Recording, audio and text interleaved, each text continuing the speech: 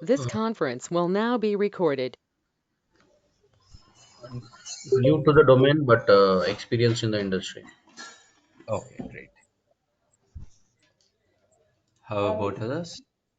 I'm experienced, but I've taken a break. Okay, okay, okay.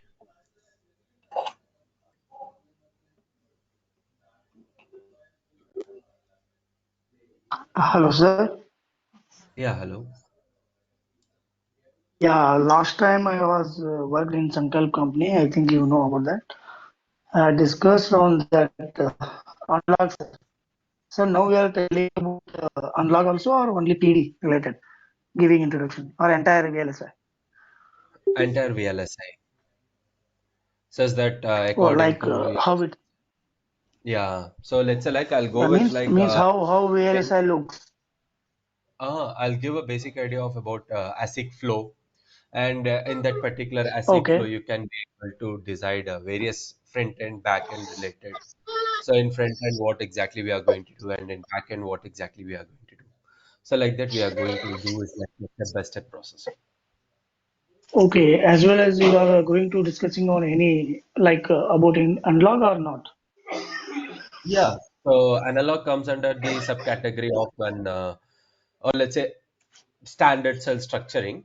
So we will Hmm. be slightly touching all those particular topics, but not in depth of it. We'll just go as like what exactly is going to be done in that fields. Okay, okay, sir. Because you mentioned in that training we will cover like ADC, PLL, backup, and those blocks, right? So I'm thinking that if you selected the unlock related training, then we can need to go with that flow, right? I think so. This is a demo session, right? So we will not go Yeah, in the detail. Demo only means I'm asking that PD training is separate and unlock training is separate, right? Or you Yeah. are doing So both mixed? this, I think so. It's a demo session. I think so. It's for both. Okay, sir. So any topic, Okay, I'm not going to be in depth flow or anything. So as I'm telling the same, right? So I'll just go with the ASIC flow demo session, where you can get to know at which stage which concepts comes in, and you will be able to understand when you go to an industry, or let's say like when you go to training. It will be helpful for. okay, sir. Okay, sir. Thank you. Continue. Okay, so now let me ask a question. So why, how many of you are from chosen front end? Yeah, I'm going to be starting the demo session right now. Okay, so is everyone in the back end perspective, or is anyone in the front end also has been joined in here? That is like RTL, designing system Verilog, Verilog. So like that, anyone is there, or is it like purely about the PD, physical design and synthesis, STA, analog design engineers? And PD, sir. Okay, perfect. So I can say it's like most of them are from PD perspective. Just give me a second. I wanted to have some emphasis on the front end also, like the verification and the validation part also. Yeah, sure, sure. Just give me a second.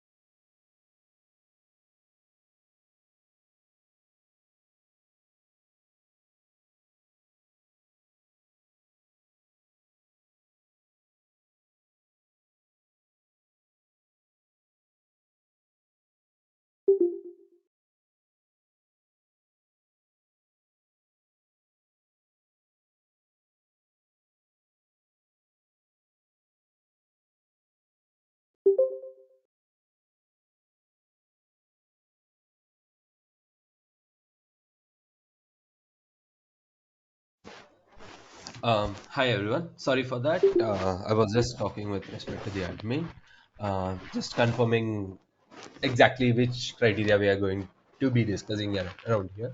So I just got information saying that this demo session is purely about the backend PD related first main criteria, and anyone from other fields also can join, and the respective meetings also will be conducted again. For analog design, I think so tomorrow 1 p.m. there will be again a demo session, and for RTL I think so they have conducted or they will conduct one more session. I'm not pretty much not sure about it. Okay, so now without ado, so I'll tell you my flow. So my flow exactly goes in such a way that I will complete is like touch every part of ASIC flow, very much not in depth, but what exactly the flow of ASIC is there, that we will try to touch it. Okay, so and the respective teams you will be able to get to know exactly at which stage you will be working and what you will be able to work. That's what my way of teaching is. Now, as a few of you are experienced and a few of you are freshers, so I'll go with a very basic understanding itself. Now, why did we come to the concept of VLSI? Let me go with a very basic question. So, which you have studied in engineering itself. Why VLSI?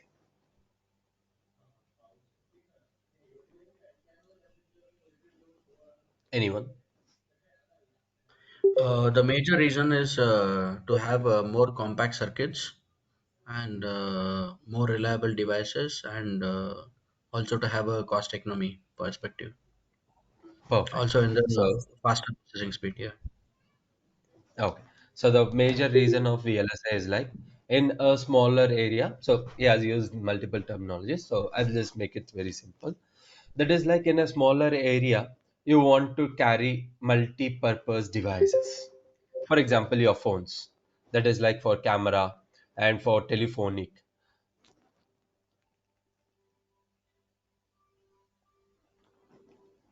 Yeah, screen is still empty, but listen to my voice, okay? Uh,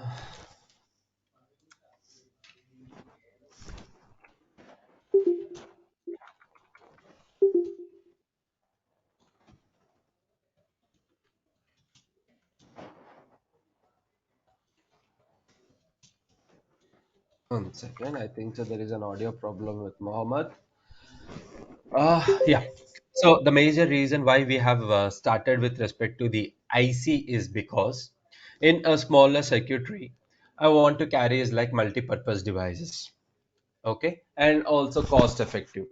So nowadays, when you go with latest versions of the phones and everything, what will happen is like the area of that phone is getting increased due to some more features are getting added. You are not saying is like the area of that phone is getting reduced. So as the features are getting added, the phone area is also getting increased. So it's nowadays near to the tab, right? So because there are some advantages and some disadvantages as we go with respect to the technology nodes, we'll just term here a concept called as technology nodes. So now when we are saying ICs, okay, when we are saying about IC, integrated circuit, right? So here we have is like different types of ICs, right? SSI, MSI, LSI, VLSI, ULSI. So like that we will be having is like different categories of ICs. Am I right? According to the number of gates.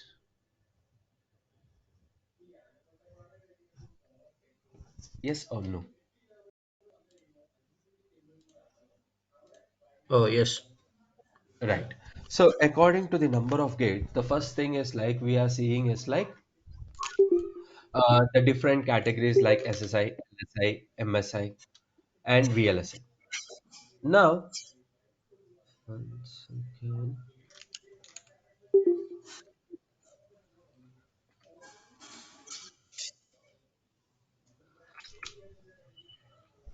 I'll just share a screen because I. Okay. So IC is like multiple transistors in a single area, and the number of based on the number of gates we are having that particular SSI categories. So when we are talking about VLSI, okay, when we are talking about VLSI, that is going to be integrating different categories of ICs into a single area, and we are going to be utilizing it. So how we are going to be utilizing that particular area is varied. Okay, so and again, when we are talking about IC, or let's say when we are talking about VLSI, what is the exact criteria you will try to look into? So for example, you want to buy a phone. What are the features you will try to look into first?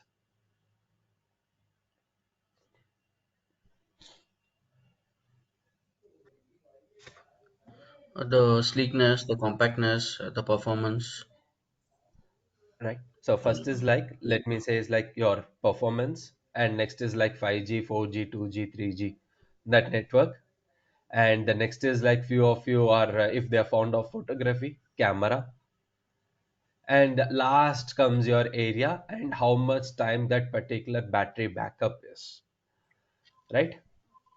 Frequency of the design, next is area, and next is power, and after that you will try to look for the area, right? 6.7 inches, 6.5 inches, 5.9 inches. So like that, you will try to look. So first focus is always on the frequency. So here also, when we are talking about VLSI, the major criteria whenever you are performing any kind of design related, you are going to be focusing on these three criterias only. That is like power, timing, or frequency, and next comes the area. So in these three categories, only one category you will try to prioritize. You can't fix three at a time. Okay, you will be focusing on only one, and based on that only you are going to be developing your chip. Okay, based on that only you are going to be developing your chip. That is like frequency, power, and area. Either of it only you will be able to design. So that's why when you buy a phone, if you are a gamer, the first thing you will try to look at like whether it is 90 hertz or 120 hertz, and next is 2.4 octa core processor. So that's what you will try to look into. So if you are camera person, you will next look into is like battery backup and as well as the pixel rate, and along with that PPI ratio. So like that you will try to look into different features according to your requirement. So that's why when you are trying to design any chip, whether it is a specific to a particular module or whether it is an integrated of multiple specific ideas, according to that we have is like two different flows. Okay, according to that we have is like two different flows. One is ASIC flow and the other one is SOC flow. Okay, one is ASIC and the other one is SOC. So based on which category, based on how many transistors you are trying to develop, according to that the IC naming is different. SSI, MSI, LSI. So like that, it will be having that difference. Now, ASIC or SOC.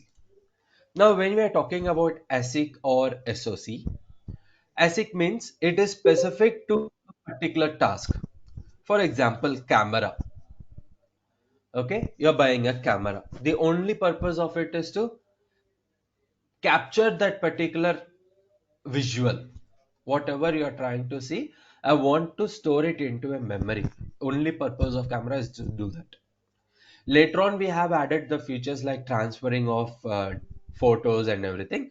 But the original purpose of camera is to store that particular visual in a very good pixel rate, right? So that is our basic purpose of camera. That is specific to a particular task.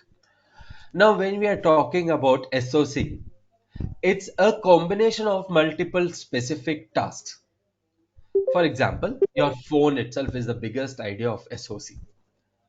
That means first it is going to be camera, phone, telephonic methodology, and next is like video, audio, like and flashlight. So like that you have is like different features, right?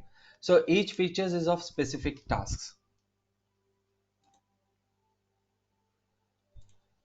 Okay, each task is of specific. So SOC is an integration of multiple tasks. So according to your usage, you are going to be either develop ASIC or you are going to be developing an SOC. The flow is same. Okay, the flow for SOC or the flow for ASIC is the same, but the level of integration varies.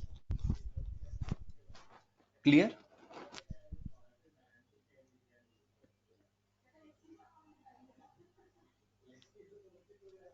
Is this part clear so far?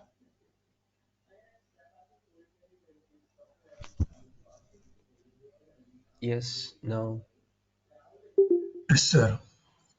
perfect. Yes, sir.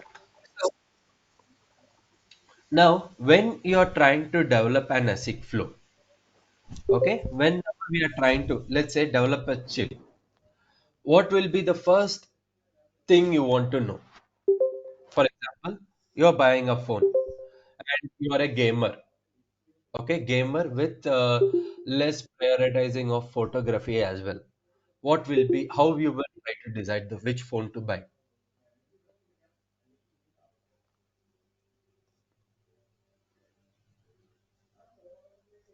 How will you decide? Depending upon processor. Depending upon processor. Perfect. Next.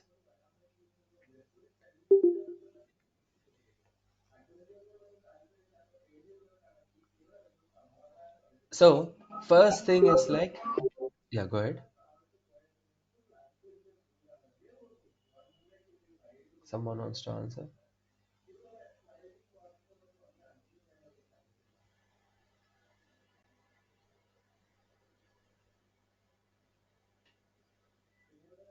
Okay. So as there is silence, let's go forward. That's it. First thing is like you want is like idea, right? So as a want is like gaming and as well as little bit of camera. The first thing I will try to look into is like processor and also the pixel rate of that particular camera. This both ideology. I have kept some filters over there. So based on that particular idea, the next is like I want to perform the task. Okay, first, always, whenever you want to do something, the first thing is like ideology.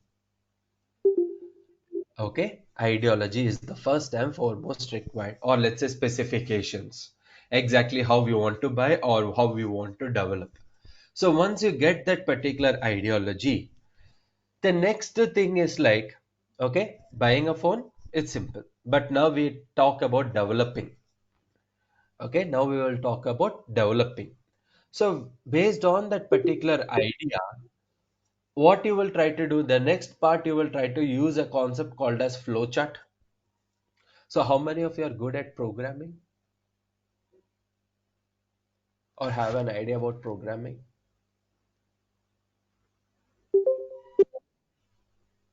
We can relate that. So that's why I'm asking. How many of you are good or any programming? I'm not saying it's like you have to know about Tickle or C or C++, any programming. Yeah, I have idea. Perfect. So when you want to write a code, they have given you a raw idea. Now, what will be the first step you will try to do with that raw idea? First, we'll see the initial requirements, what to be done. That is first thing. Hmm. And second thing is then we'll initialize all the things like what all are required for that. For the example, the parameters or the uh, basic libraries to be defined for that, or the structure of the code, the framework of that, in what Yes, framework it is to be done and all. So based on that framework, then we start proceeding it further. perfect. We So design the skeletal order. Yeah. yeah, skeleton. I was looking for this and structure, right? So first is like whenever you give a raw idea to anyone, the first and foremost criteria is like I have to get the skeleton of how do I need to implement that particular idea. So that particular ideology, okay, is or let's say the skeleton work overview of your chip designing is decided by the architectural team. Okay, that skeleton here I'm terming it as flow chart. Okay, here I'm terming it as flowchart for easier understanding. The skeleton or structure of that particular design is getting decided by the architectural team. That architectural team is maybe you after 10 years. Okay, it can be you after 10 years. So the architectural team are the very experienced person who gets a knowledge of where and how much. So we decided three factors, right? Power, timing and area. Based on these three factors he will decide which part of the chip is going to be working at which particular condition. Okay, and how it can be implemented. So that's what the architectural team is responsible for. So if you have any query, they will be able to resolve it in a faster reply. Okay, first comes the after your idea to be implemented in a physical or let's say logical entity, we require the architectural team. Okay, we require is architectural team. So they will try to get every detail, as one of our friends said right now, right? To get every detail and to get the structural information of that particular design, the architectural team is going to be doing it. So once that particular skeleton structure is known, the next part is I'll start to write is like the coding language. Here comes the flow of front end. Okay, from here the front end flow starts. That means first comes your RTL coding, or let's say like behavioral coding. So when we are talking about behavioral coding, we will be having is like different ways. Whether you can be whether good in Verilog, VHDL, system Verilog. Okay, so like that you can be very good in any one of the coding. It's not required like you should know exactly this. When you want to become an RTL designer, you should definitely know about either one of the code, that is like .v or .vsdl or .system verilog. So like that you have a few more criteria, right? Coding. So which is supportable by the VLSI tools. That particular coding knowledge you should be knowing. You should not so know like C, C++, Java. That is like secondary. But here we need is like HDL level of coding. Okay, HDL level of coding is required over here. Is it clear so far?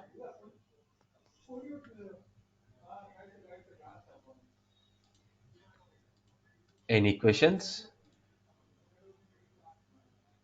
No. RTL coding will be done by the RTL designers. So that means RTL designers should know every bit detail of the block, or let's say the design which they are trying to implement. That means how many number of ports, how it is connected. Everything information is known by the RTL designer. Okay, clear for everyone so far? Any questions or any confusions?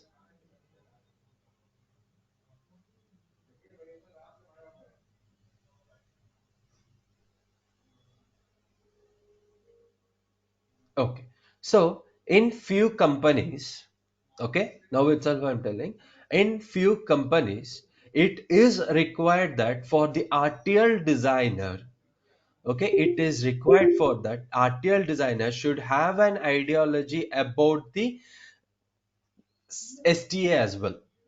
That means timing constraints. Okay, that we will slowly go forward, but just keep it in ideology. That is like when we are trying to talk about RTL designer, as they know that the frequency of operating of the design, or let's say the frequency of operating of a particular module, they can develop, or let's say they should develop SDC constraints, or let's say timing constraints of the design by from their side. Okay, few companies it is required, for few it's not compulsory.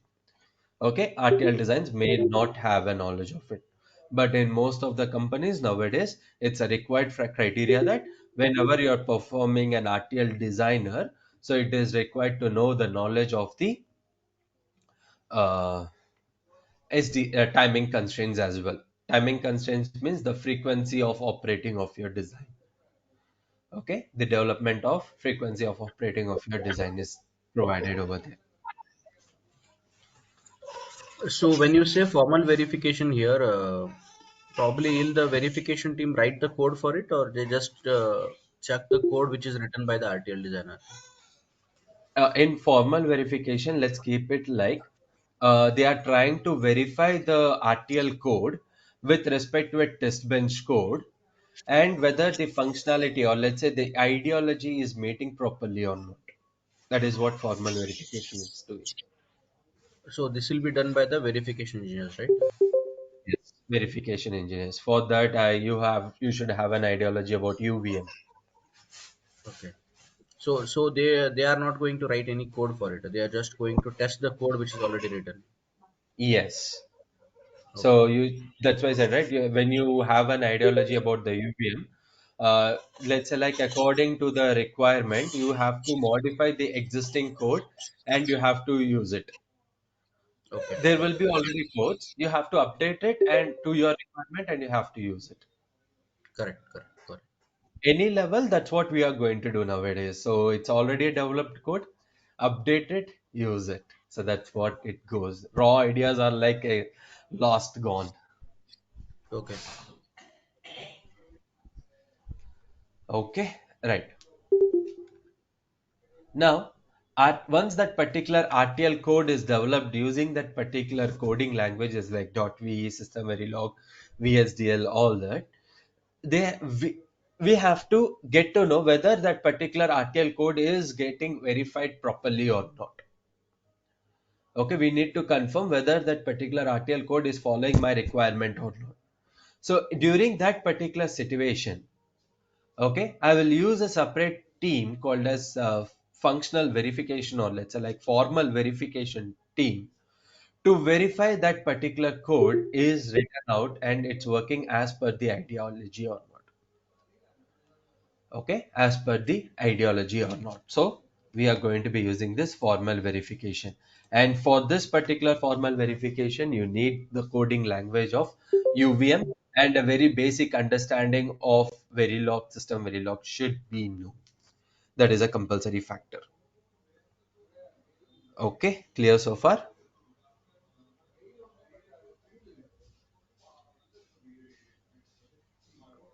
Any questions, any confusions?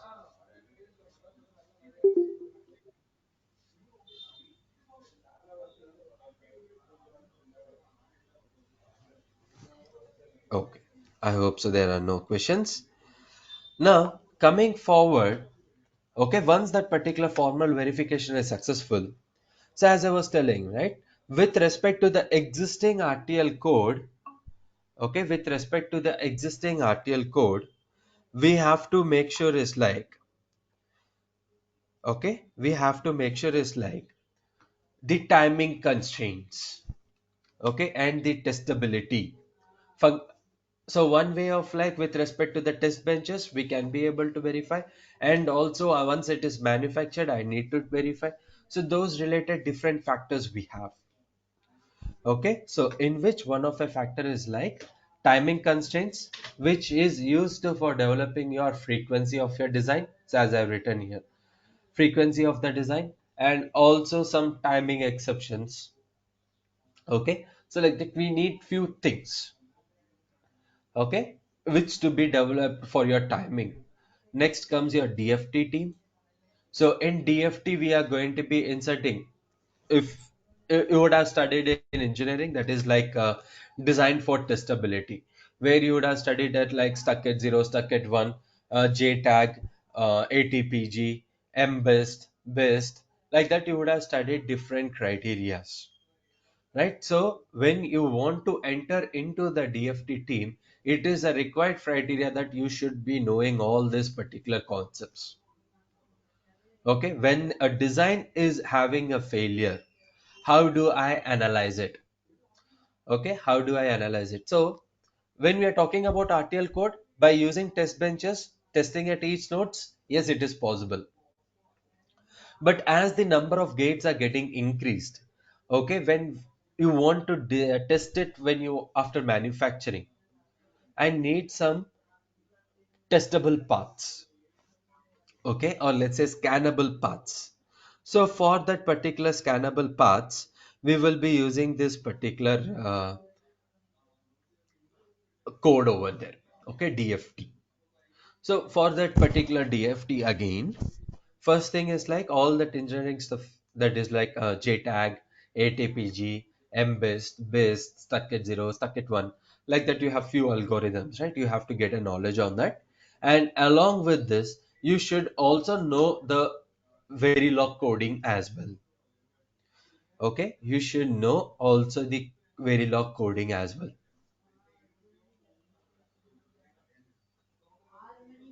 Okay, you should know the understanding of Verilog coding. Now the question is, yeah, I'm going to be testing is like the design.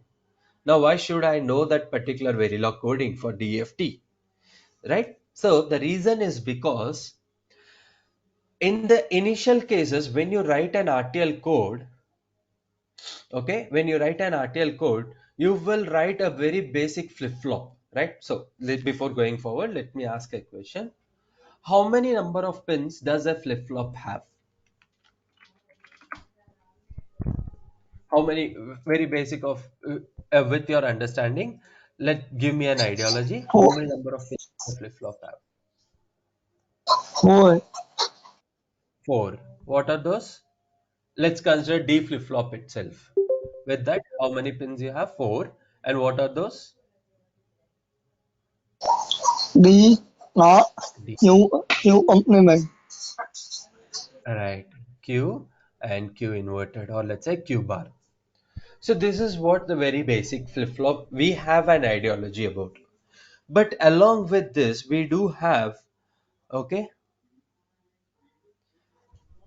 we do have one more flip-flop with the same structuring, with few of you would have heard is like scan based flip-flop. That means SI and SC with reset as well. So reset is again a common based. And when you want to test the functionality of a flip-flop, you should always have this particular SI and SC related connections to be present. Okay, only if SI and SC pins are present, we will be able to test the functionality of the chip. Okay, only when there is SI and SC, we will be able to test the functionality of the chip, or let's say of that particular circuitry.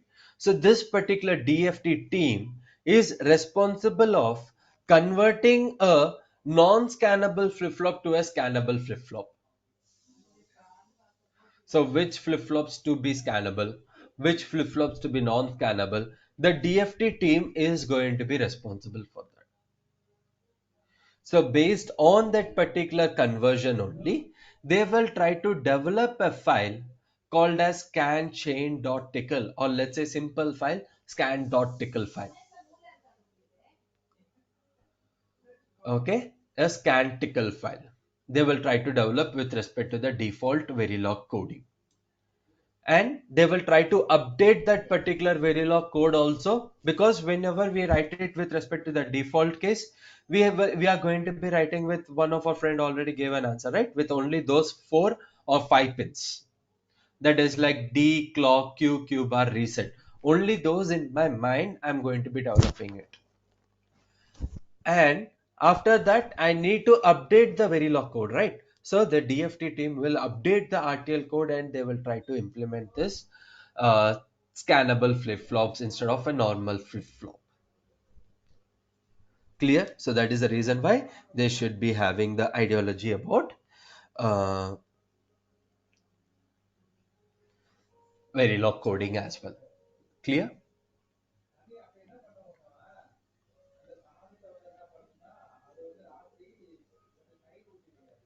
Is this clear so far?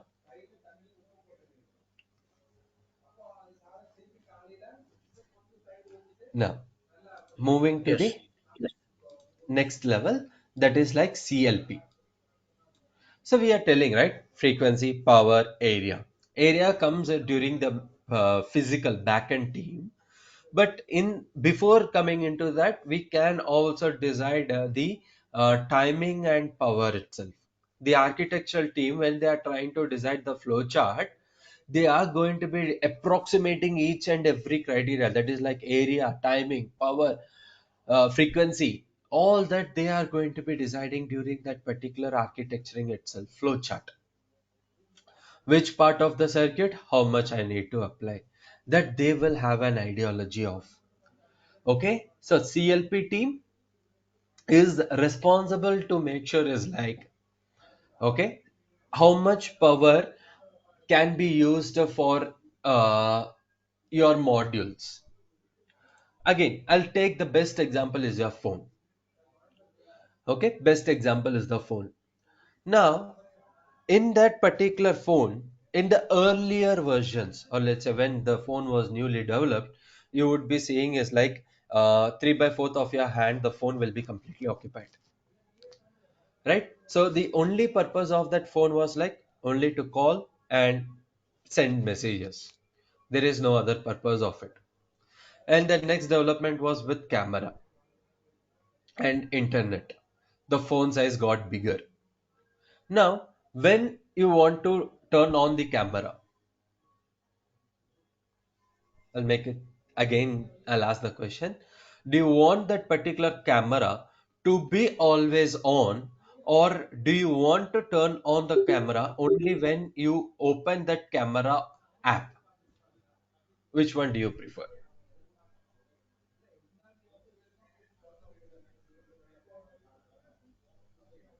Only when we open, sir.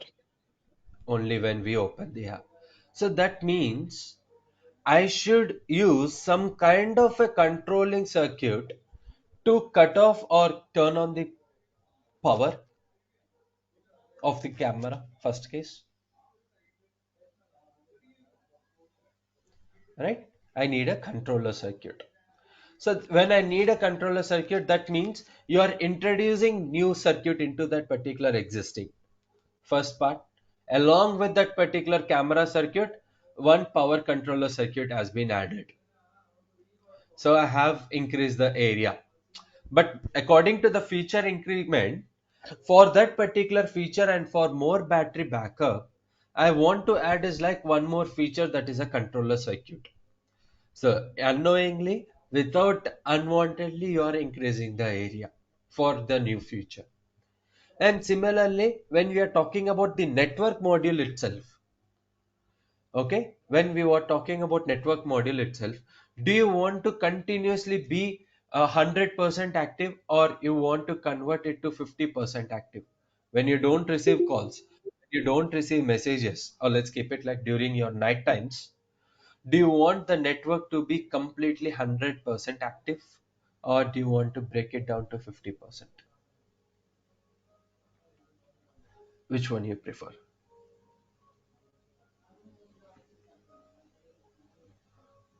When any of the module is not in use, you prefer of making it less working. Yes, that means the power to that particular module, I want to reduce it. Yes or no? Yes, sir. Yes. Right? So that means I need to add one more circuitry. So here I want to change the voltage levels itself. I want to add one circuitry. So all that particular specific voltage conversions, or let's say power switches, all that I need to be getting it confirmed in the CLP team itself. Okay, all that conversions of voltages, or but turning on or off that particular power, everything I will be taken care by the CLP team itself. Okay, voltage related. Okay, how much power the device to be working, how much power it requires, so conversion of data, so all that will be taken by the CLP team. Okay, different teams will be there, but I'll just give an idea. If you are a PhD engineer, you should know an ideology. You should definitely know an ideology about timing constraints and CLP. That means very basic information, or let's say understanding knowledge of the CLP is required. Okay, I asked those are it, there is a different thing that is going to be working for me, and I no need to worry. No, it's not like that. But you should be having an ideology of this two structuring. DFT, as that is one of the very biggest vast topic, so it's not compulsory, but the remaining concepts is compulsory. CLP and timing constraints is compulsory. Clear?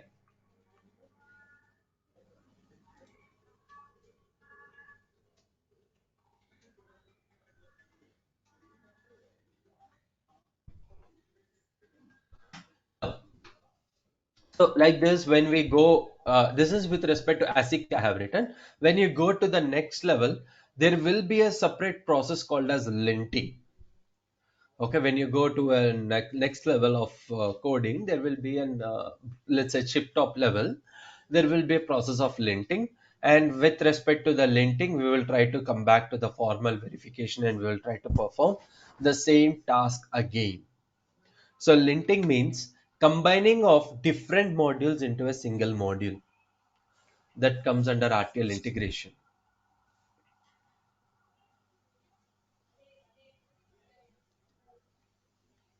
Okay, clear? Right. Any questions? So as you can see here, RTL sign off stage, and here I have written here is like linting. So if you want to advance the chip with respect to new features which is already developed, I want to combine these two, the one which I'm developing and which is already being developed. I want to combine. So then I will use this particular process called as linting, where I will try to verify the behavioral code, link it, and after that again re-verify it, and then come back to this particular synthesis stage as well. Okay, RTL sign off or RTL integration, we can term it as any stage here. Linting comes under. Okay, along with this, when we will term it as RTL sign off is like with all the provided features is properly verified or not. That is like behavioral code, CDC, that is like clock domain crossing. The devices inside my particular chip itself, there will be certain modules which needs faster processing and there will be certain modules needs slow processing, frequency variation, but there is a communication between them. Then there comes a concept of CDC.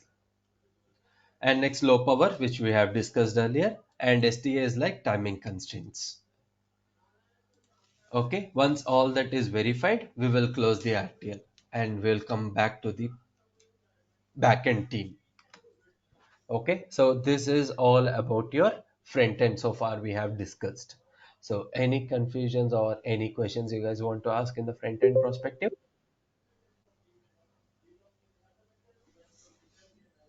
No. Okay, perfect. So now till this particular part, even for an analog design engineer, it's going to be the same. But the only difference is like when we are talking about analog design engineer, there will be a very basic gate information. Okay, very basic gate coding .v, that is like for AND gate, OR gate, XOR gate, the basic level of coding will be there, but they don't require the scan chain timing constraints and everything, but they just need that particular information. Now coming to this particular backend, we have is like analog design in one part and PD is coming in the second part. Okay, when it comes to the analog part, they need the stick diagram for that particular existing RTL code. Okay, with respect to the existing RTL code, they need to convert it into the stick diagram format. So it is required that when you want to become an analog design engineer, you have to get ideology about the stick diagrams. That is compulsory for CMOS, NMOS, PMOS, MOSFET. Every transistor, there will be a stick diagrams. You should get to know about the stick diagrams. For analog design engineer, for PD, it's not required. So based on that particular stick diagram only, you are going to be developing that particular circuitry. Okay, you're going to be developing that particular gate. So analog designers are responsible for the circuits, or let's say SSI, MSIs, which we are going to be using in PD. For example, we are telling, right, gates, flip-flops, registers, memory circuits, all that are going to be developed by the analog design engineers. Okay, and again I'm telling, those circuits which are analog, those will be developed by analog design engineers. And digital perspective, any circuitry are going to be using that particular circuitry which is developed by analog, and we are going to be using it internal to our circuit. Okay, so in other terms, base information is covered by analog team, and the circuit level information, that is like the overview information, is covered by the PD team. Okay, analog design are the base of the PD. Okay, any questions or any confusions? Okay, so this is all about the analog. So analog is simple to say, but hectic to do. Okay, I'll repeat, it is hectic to do because they will be focusing on very minute details of the transistor connections and everything. So it is the most work in the GUI itself, that is graphical user interface. They will be working purely with respect to the graphical user interface modules only. Okay, visual connections, visual, manually you have to do each and every task. Okay, but the scope is also good, but the level of work, everything, you have to be in more conceptual. And with respect to the developed SSI from your end, analog designers, we will try to extract the timing information from it by passing some test codes. Okay, by passing some test codes, we will try to extract the timing information of the circuitry which you have developed by using a model called as ETM. Okay, by using a timing called as ETM, extracted timing model or estimated timing model, we can term it as anything. Okay, ETM, by using that particular from your circuit, by using that particular separate tool will be used for that, and by using that particular tool we will be generating some files called as lib, lef, all that will be generated from your library. Okay, now coming to the PD. Okay, coming to the PD, now we are going to be using, as I said, we are going to be using those gates directly or memories directly. So the gates are called as standard cells. Okay, very small circuitry like gates, analog circuits, AND gate, OR gate, XOR gate, all that particular analog circuits, we are going to be talking it as gates. And those gates we will be terming it as standard cells. Okay, and those we will be terming it as standard cells. And similarly, okay, memories, that means the bigger circuitry, memories, macro, okay, we will be terming it as macros. Memories, I mean like SRAM, DRAM, okay, and memory controllers. So all that will be coming under the category of macros, bigger circuitry, which needs more area compared to a standard cell. We'll be terming it as a macro.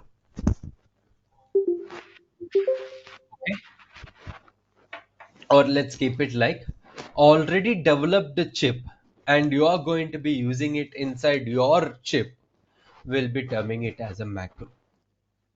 I'll repeat, already developed, which you want to use it into your design, will be terming it as macro. Okay, and we can also term it as a sub block. So according to terminologies will vary. Now, coming back to our particular understanding, that is physical design. Okay, before coming into physical design, before coming into physical design, there is a stage called as synthesis stage. Okay, there is a stage called as synthesis stage. So till now, in the RTL level, whichever we have discussed, is present in the behavioral code. Alright, it's present in the behavioral code, or let's say it's in the raw format of the code, where each and every connection is mentioned in the behavioral format. Y equal to A and B. Like that, we are going to be providing each and every information in a behavioral syntax. Yeah. Any questions?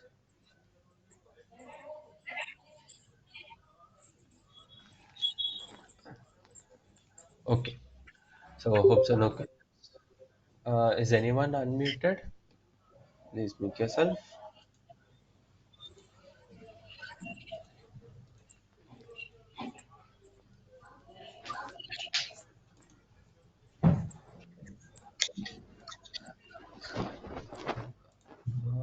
Yeah.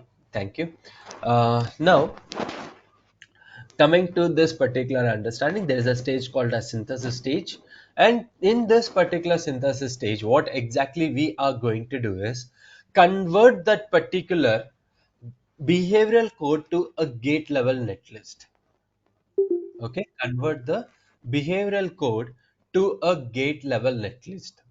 So when we are telling about behavioral code, that means the modules which we are defining, right?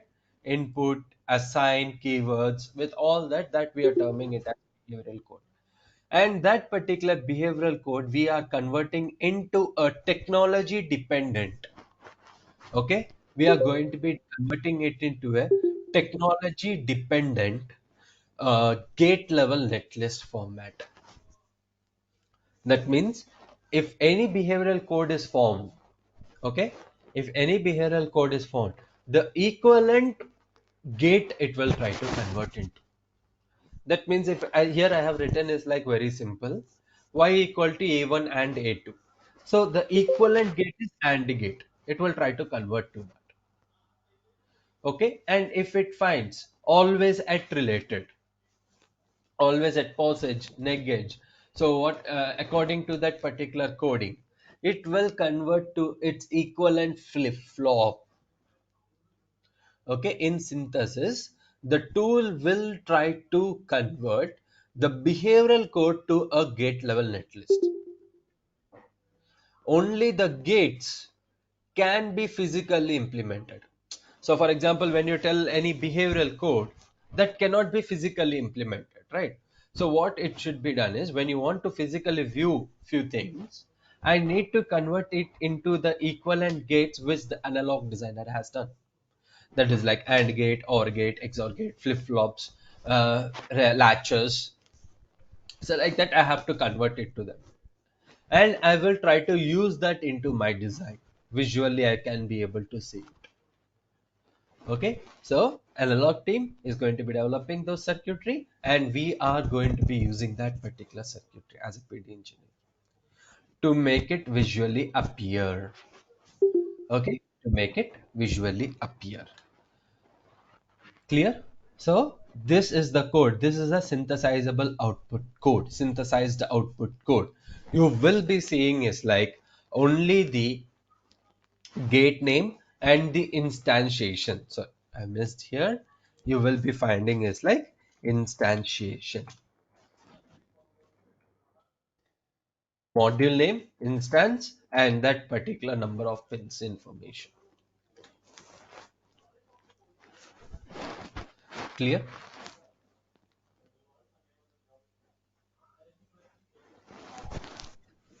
So this synthesis will be part of the physical design itself, or It nowadays it is coming as a part of physical design, but in still few companies we have a separate team for synthesis and STA. okay, Okay, but as a PD engineer, again I'll tell, it is required to know the basics of synthesis because our one n minus one stage is synthesis. So how they are running it, how the netlist is getting generated, that having an ideology is not a wrong thing. okay, Right. So in synthesis stage, we will try to convert the behavioral to gate level netlist, and this gate level netlist is a technology dependent file.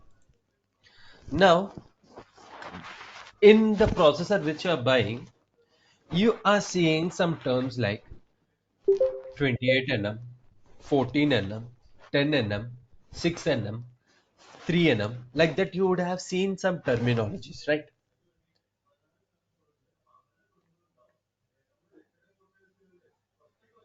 Yes, well, in that frequency provider, 2.5 gigahertz, yes, octa core. So, and after that, you will be seeing 6 nm, 3 nm. correct, So that particular that shows the technology node of the processor which is getting developed. okay, Okay, that is showing the technology node of the processor which is getting developed. Now that particular technology node is going to be telling us the distance between the drain to source. Okay, that technology node is going to be telling us the difference, sorry, the distance between the drain to source. So as nowadays it is going slower, lower, lower. Now you would be hearing about a new concept called as FinFET, CMOS FinFET. Okay, so if you haven't heard about it, so now instead of using a CMOS based technology, we are going to be using is a FinFET based technology. There are again new more FinFETs are coming. So I'll just generally term it as a FinFET. Now CMOS, what is the difference between? So in our education books also it's not been developed yet because we don't know the very basic form of FinFET. Okay, only the manufacturing or industrial people will be hearing about this particular FinFET concept. So it's not a wrong thing to know about it, but just look into that particular FinFET terminology. That also might be a known concept for few. Now, CMOS means we are having only one gate to control that particular drain to source current flow, right? Channel formation can be controlled by using that gate. Yes or no? Now, as we are going with respect to the lower technology nodes, okay, as we are going with the lower technology nodes, what is happening is like the drain to channel distance is getting reduced to less that the channel is getting formed within a minute fraction of seconds. Okay, the channel is getting formed with a minute fraction of seconds, and that we are terming it as dibble. So here you would have seen a terminology called as dibble, drain induced barrier load. Okay, this is an effect. When we are going with the lower technology nodes, it is the second order effect coming is like dibble. Now, because of that particular drain induced barrier load, or let's say like drain to uh, source channel is getting formed too quick and gate is not able to control it. Okay, and gate is not able to control it. Now that's where we come up with a concept called as FinFET. Okay, and analog design engineer should know about this FinFET concept. That is compulsory. But as a PD engineer, you should know what is the basic definition of a FinFET. Okay, because analog designers are going to be processing each and every circuitry nowadays with FinFET only. So it is required to know a very internal explanation of FinFET. but for PD, basic definition is good enough. Now, when we are talking about this particular FinFET technology, the gate is surrounded. Around that particular channel, the gate will be present. That means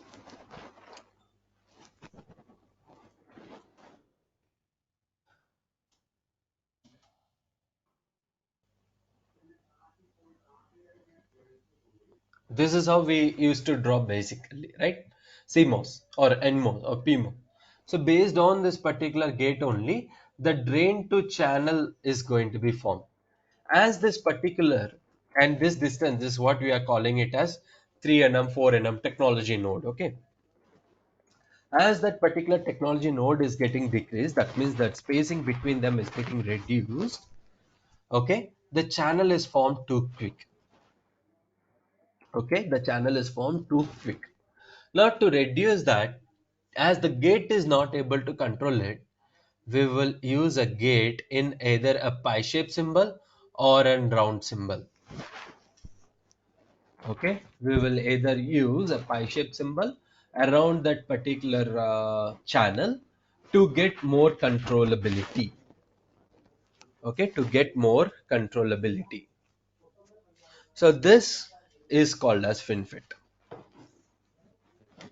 A very basic information of FinFET. Even as I said, right, I'm a PD engineer, which I have covered is like from synthesis to sign off.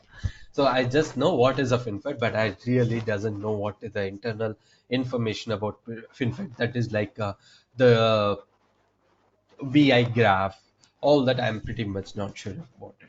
But I just know is like it will be having a structure in the form of a pie shape, and yeah, there are some advancements internal to the FinFET as well. Okay, there are internal advancements to the FinFET as well, but this is what a very basic of FinFET is. Okay, nowadays we are going to be using is like FinFET below 10 nm. We are going to be using is like FinFET, and it is required to know the concept of FinFET. Okay,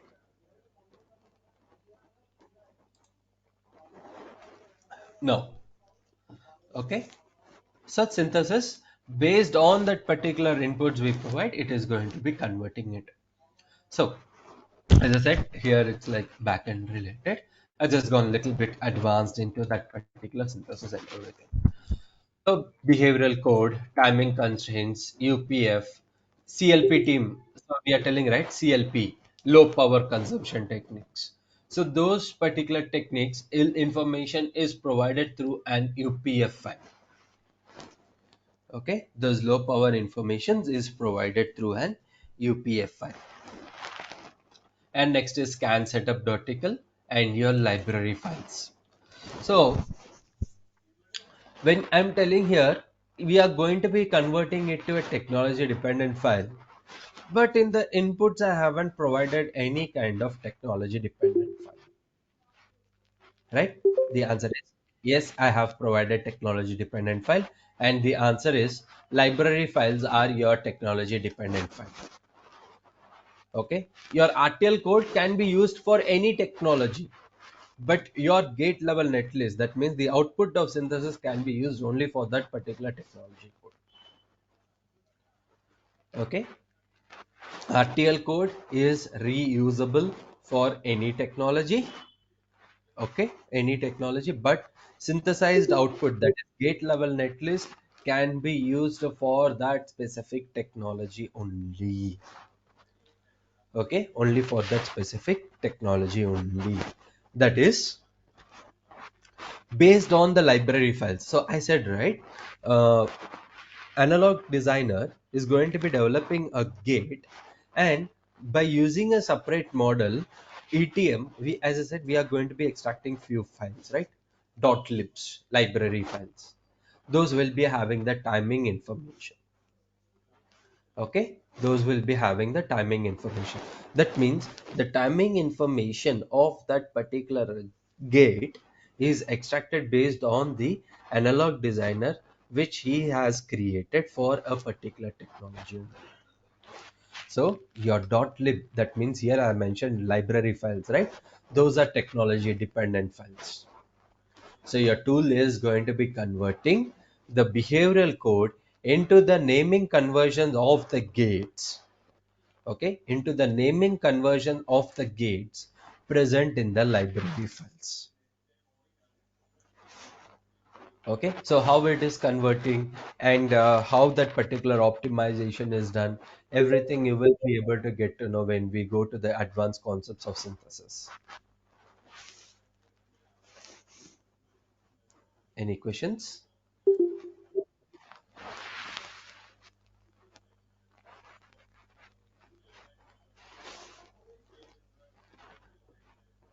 Is anyone raising a question? Because I'm not able to hear you. No questions. Now, your RTL code is converted to a technology dependent file. And here I have just given is like a very basic flow. So whenever we are talking about synthesis, right? Whenever we are going to be talking about synthesis, it runs majorly in three different stages: analyze, elaborate, compile. Analyze, elaborate, compile. So this is what the default, or let's say basic flow of your synthesis. So internal to it, again I am telling, so internal what analyzation is doing, what elaboration, what compilation is doing, that when we go internal to the synthesis, we can be able to discuss about that. Okay, next, coming to the outputs. So input, whatever we have provided, those will be the outputs as well. That means in the technology dependent format output. So gate level netlist, scan chain information, SDC, UPF. Okay, this will be the extracted output from your synthesis tools. Okay, so here I have given is like a very basic view of synthesis, but there is a very advanced level as well. So types of synthesis are there, and according to the types of synthesis, we might get different inputs as well. Okay, so level by level, we can be able to categorize it.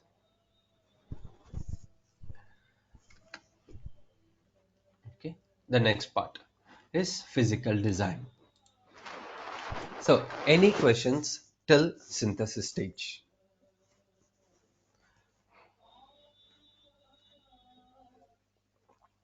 Hello, sir. Yeah, Is gate level netlist and gate level simulation both are same or different? different. So you are telling, right, gate level netlist and simulation. Simulation means you are trying to simulate it, testing kind of criteria, right? So that is gate level simulation. And gate level netlist means you're going to get a logical file with those particular information, module So, information in a file. so is gate level simulation is a part of PD or a front No, end?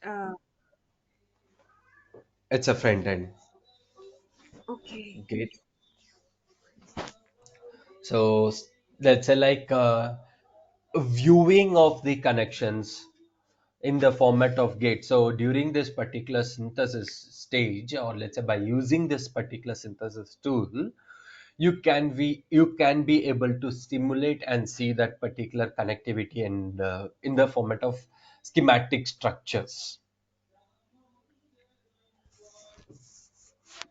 Because RTL code, I'm not sure of viewing it in the schematic structure. So to view it in the schematic structure, you need some special tools like physical supportable. So PD synthesis tool will give you a support on that.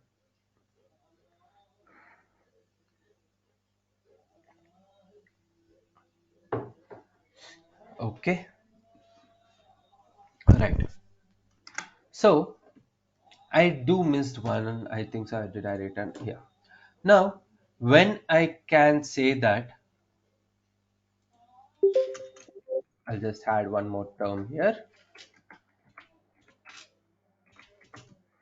So confirmation. So let's say like whether the code which I have extracted, or let's say the outputs which I have extracted, is following my ideology or not.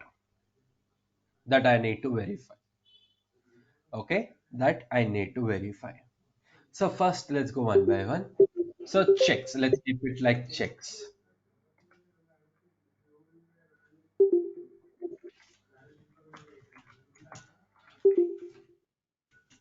So first criteria is like, here we are converting, or let's say we have a confirmation is like, first case, my RTL code is converted, and sorry, my RTL code is verified properly with respect to the functionality, formal verification. So similarly, okay, similarly, I need to verify that particular gate level code also, whether it is following the proper, whether it is converted properly or not. So like that, I need all that particular verification, right? So for that particular verification, we will be having a flow called as LEC, or let's say there is a separate tool for this also to perform functionality check of the, or let's say gate level netlist to your RTL code comparison. Okay, RTL code to the gate level netlist comparison. We'll call it as LEC, logical equivalence check.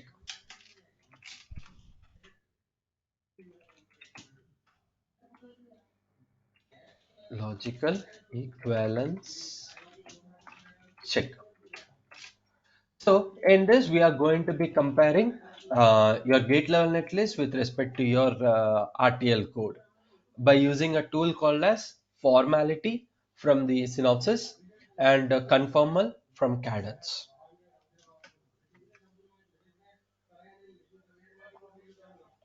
This is one of a major check to get a confirmation that your behavioral code is properly converted to a gate level code and no new connections has been implemented.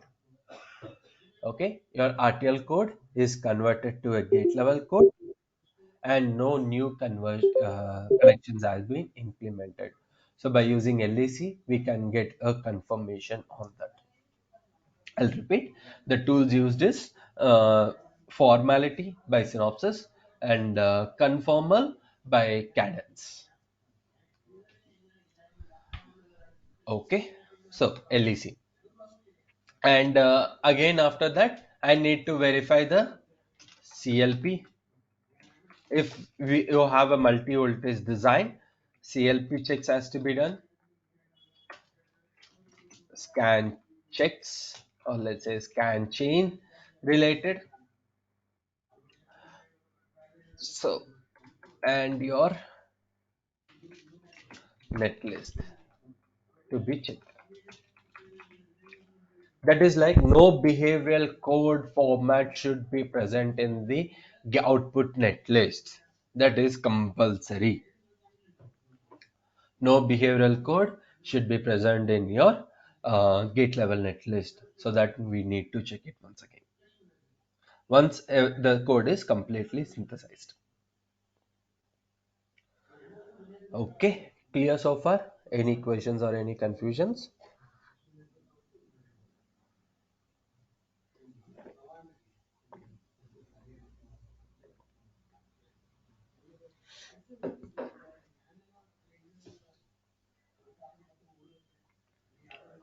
Okay, hopes everyone is clear so far.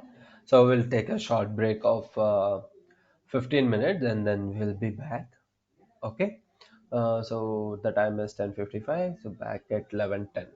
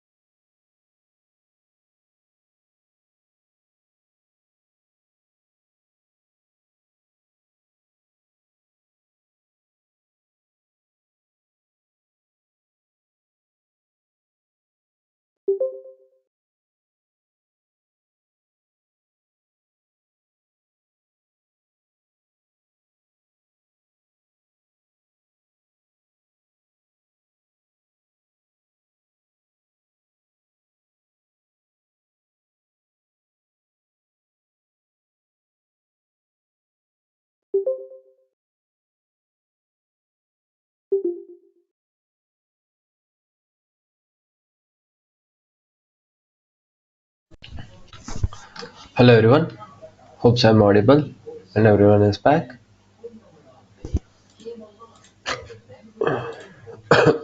Sorry.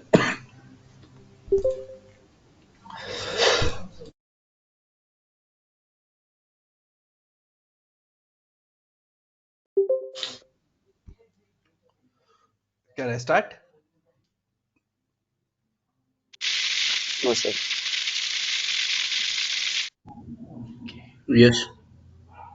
Perfect. Now let's get into the PD flow. So now when we are talking about physical design, okay, now when we are talking about physical design, from the term itself we are stating that we are going to be designing it physically with the help of some tools. Okay, with the help of special tools, we are going to be design the logical entity into a physical format. Okay, we are going to be designing it in a physical format.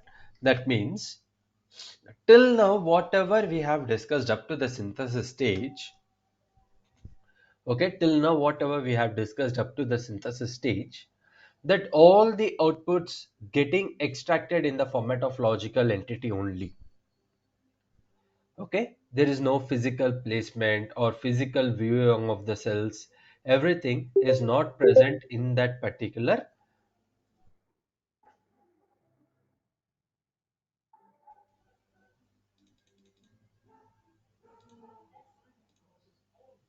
is not available in that physical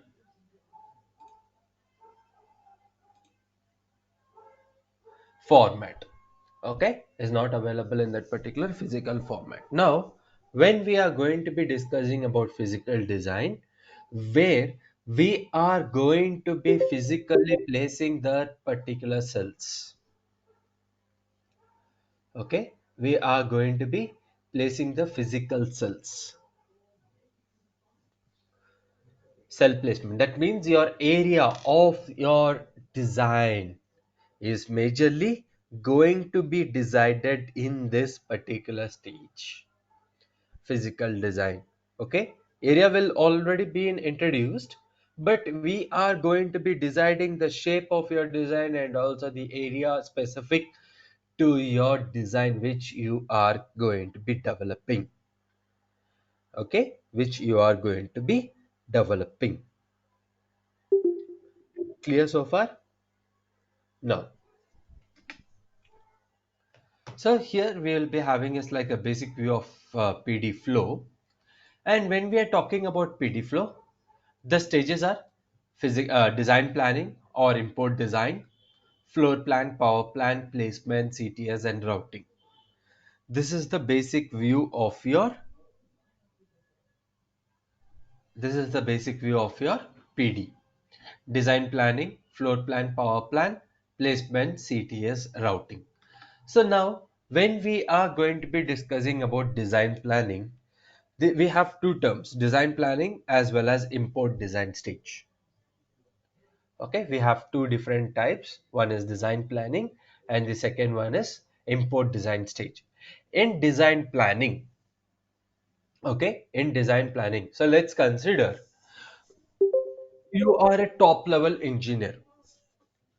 Okay, you are a top level engineer.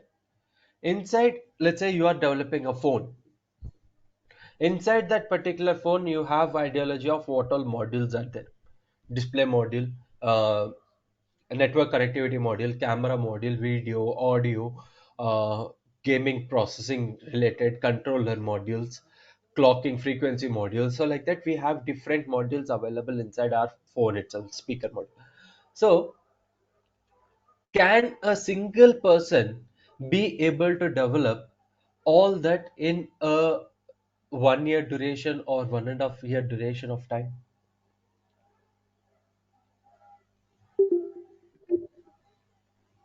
Is it possible? He has to maintain all these three criteria as well: timing, power, area. By keeping all this, will a single person be able to do it?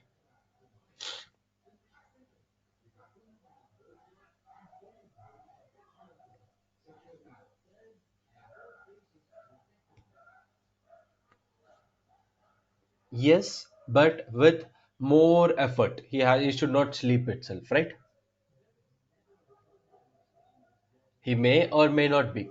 There are two cases. May or may not be. Now let's consider like may not be. Then what should I do? Can I divide it and give it to individual teams and to perform it? Let's say like network module. One person is going to be handling it. Controlling unit, one person. Memory unit, one person. Like that, based on the criticality of the modules, can I divide it and give it to the individual owners to perform, and I will be getting the result back fast?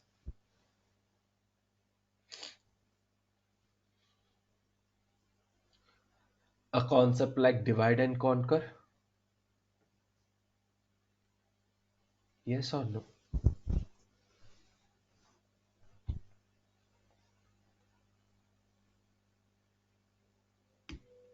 Okay, we are going to be using a concept called as divide and conquer concept. Okay, so that particular division we are going to be telling it as like hierarchical based designs. Okay, hierarchical based designs. So that means if a single owner is not able to perform the complete task, okay, if a single owner is not able to complete the task in a single by a single owner, then we will be terming it as hierarchical design. Okay, hierarchical design. So that means multiple owners will be there, and that particular hierarchical design we will be terming it as blocks. Okay, memory block, controller block. So individual owners, you're providing a division and you're giving him, right? That we will be terming it as blocks. Okay, and integrating all this will be terming it as a chip or top level. Okay, now from that particular top level, he has to divide the area and the shape of that particular block, and he is going to be providing it to individual owners. In that particular design planning stage, okay, in that particular design planning stage, from the top level, he is going to be deciding the shape and area of individual blocks, okay, and shared to its respective block owners. Okay, clear? So next is import design, is like internal to your block itself, where you will try to load all the required inputs for the physical design. Okay, where you will be loading all the inputs required for your physical design. I'll just add a term here.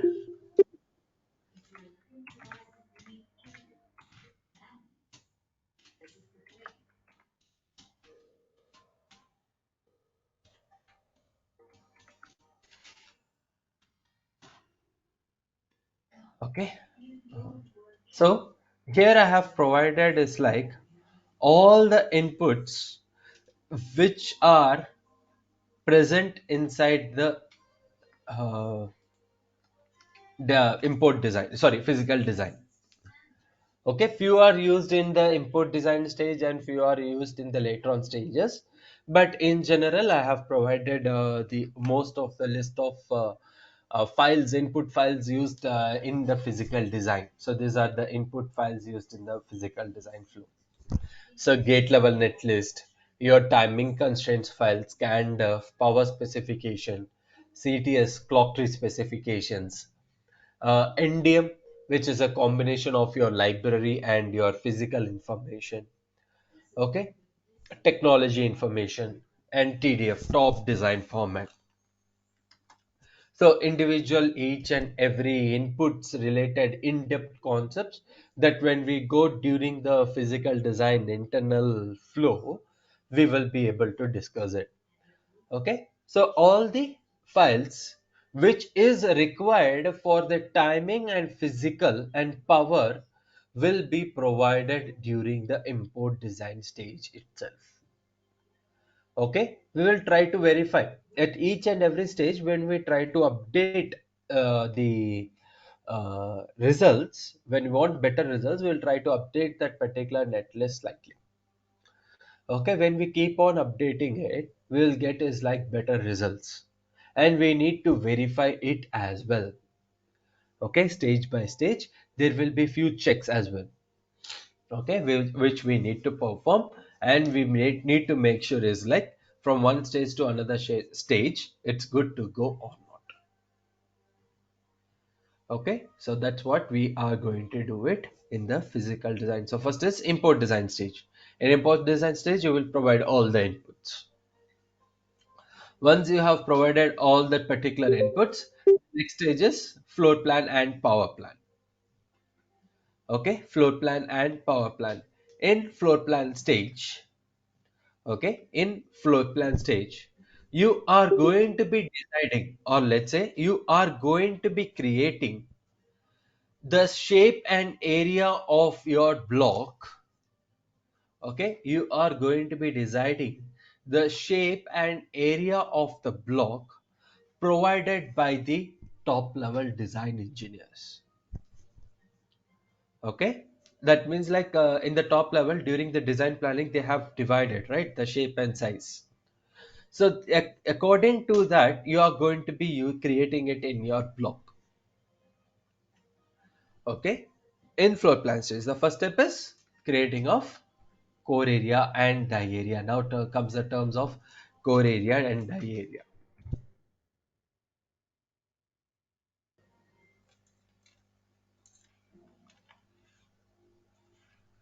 Okay, so the internal boundary is called as core boundary, and the external boundary is called as die boundary, and this is also called as chip boundary. When it goes to the top level, we'll be terming it as chip boundary as well. And the space between the boundaries, that is core and die, is called as IO clearance area. Okay, we'll be terming it as IO clearance area. So the internal area is there, right?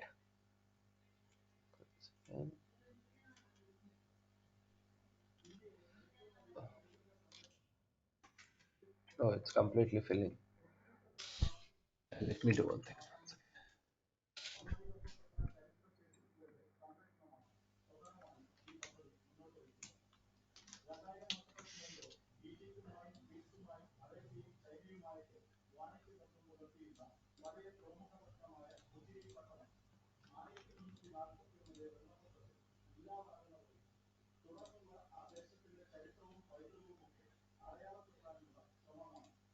Okay, so the external boundary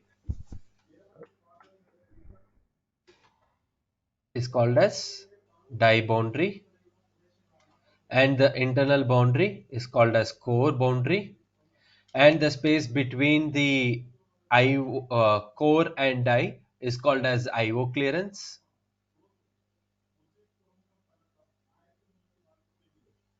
and the space in that blue color we are telling, right, the core boundary or the area, that we are terming it as core area. And the blue area is where we are going to be placing the cells placement or your logic placement is done inside this particular core area only. And in the IO clearance area you will be placing your ports or pads.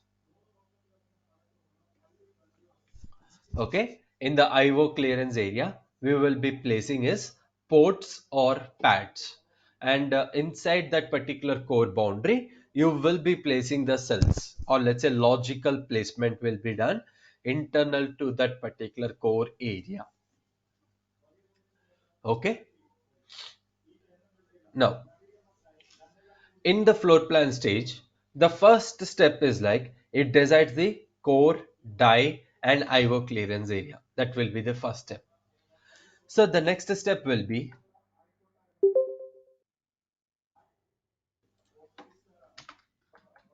so let's make it like uh, floor plan flow.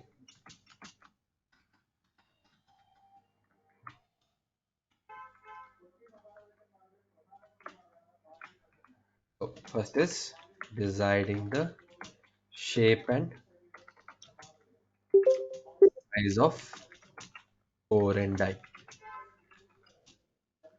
So after deciding it, placing of ports or pads. Based on the level which you are working, the terminology will vary. If you are a block level owner, you can say is like placing the ports. If you are a top level or let's say chip level engineer, you will be terming it as pads. Okay, after placing the ports or pads, will perform is like macro placement. What is macro?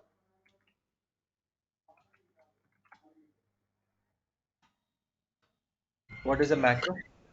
It's a subsystem or the IC which can be reused. Perfect. So a subsystem or let's say already developed an IC which you are going to be using it. For example, your RAMs are the biggest example. Okay, memory circuits. So those are kind of one more examples for your macro.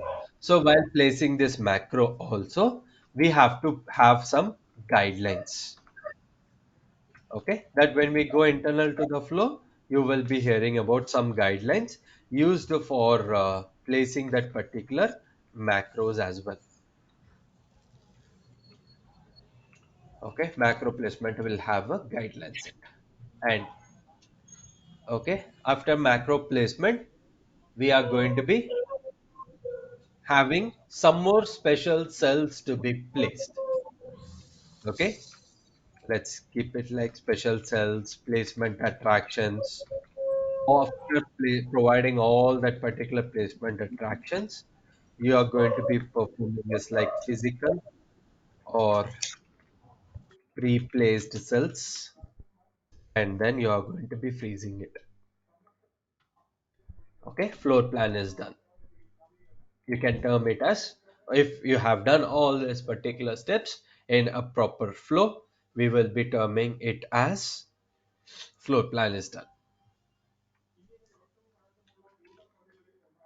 Okay, clear so far? So after providing this particular floor plan, the next term is power plan. So let's keep it simple. Floor plan means, okay, floor plan means, let's say like civil engineer, relate it with respect to your civil engineer constructing of your house. Okay, constructing of your house. So that means first is like base layer. In that particular base layer, how many pillars is required? Okay, how many pillars are required and how many wire connections is required? Okay, I'll be getting a very basic idea at which particular edge I want to place which room, vastu ke sastra. Okay, according to the vastu, which room has to be placed in which locations, I will decide it.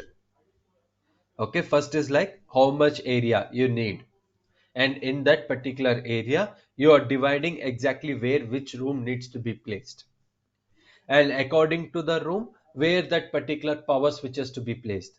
So everything you are trying to do it in a virtual methodology during the floor plan stage itself. Okay, imaginary. Okay, so only is like in that particular floor plan stage or let's say like during the base construction, which is the critical part of your construction, that you will try to place it first. For example, in my chip, the macros are the critical placement, which I need to do it manually. That I will place it first in the floor plan stage itself. So, as I'm telling, it's a critical part. There will be some guidelines provided to place that particular macros.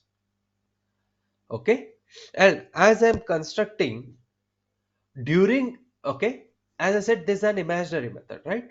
So when I physically implement it, that is during the manufacturing stage, what will happen? There might be some more external errors can be coming into picture. Okay, manufacturing effects might come. latch up problems might come. So to resolve all that particular violations, we will be placing that pre-placed cells during the floor plan stage itself. Okay, by getting an ideology where they can get that particular violations. According to that particular violations, I will be placing the required amount of cells during the floor plan stage itself. One is manufacturing related, and the second one is latch up related. Third one is power requirement. So like that, based on the requirement, we will try to place that particular cells at that particular locations. Okay, so that's why there is a stage called as pre-placed cells. Now, coming to the next is like placement attractions. That is like when I want to restrict, okay, when I want to restrict the cell placement, or let's say when I want to control the cell placement, I will be providing some of the placement attractions. Okay, I will be providing few placement attractions.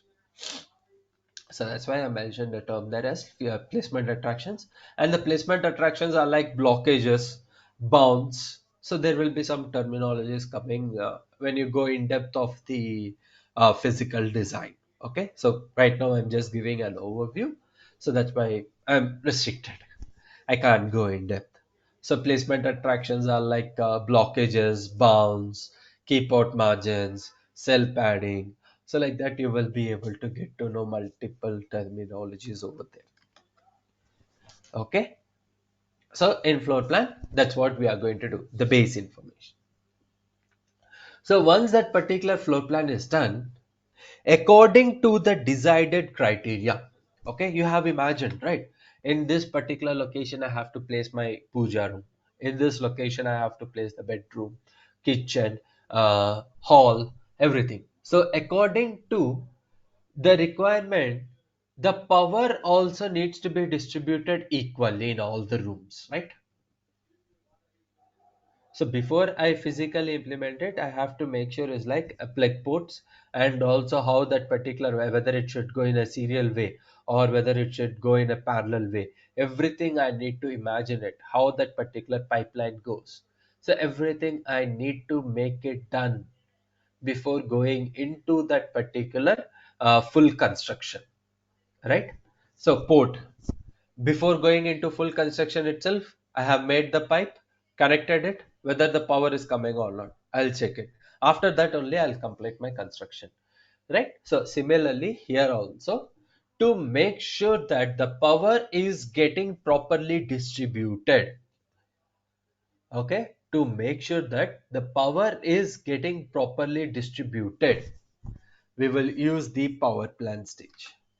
That means here I am going to be checking is like before the placing of cells itself. Only with respect to the critical blocks placement, I have to check how that particular power distribution needs to be done. Such that each and every cell will get its equivalent power supply to work it properly. Okay. For its working properly, I do require its criteria.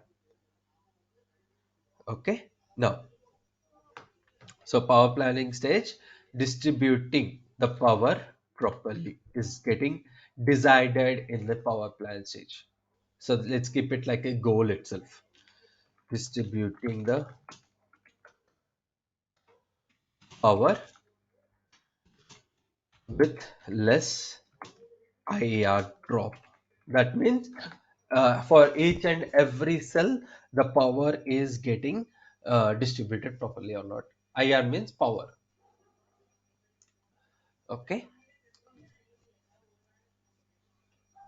So inside to this particular power plant, you will be hearing some terminologies called as strings, straps, rails, which is the terminologies used for distributing the power.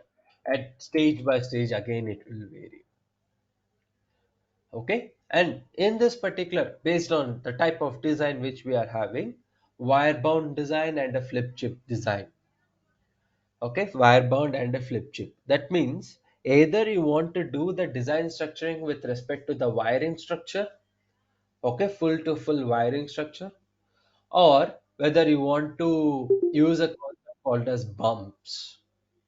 Okay, the present structure which I have took the terminologies rings, straps, and rails are going with the wire bound technology. So when we use a flip chip technology, we are going to be using a structure called as bumps. Okay, transformers. In simple terms, I am going to be using a term called as transformers. So from that particular transformer, at regular intervals, I'll try to place them. And the power can be extracted from that nearest transformer itself rather than using a wiring structure. Okay, so bumps concept, flip chip and wire bond based on the type of design it gets decided. Okay, next is placement stage. So in placement stage, we are going to be placing the standard cells for better timing, power and area. Okay, for better timing, power and area, we are going to be placing the standard cells.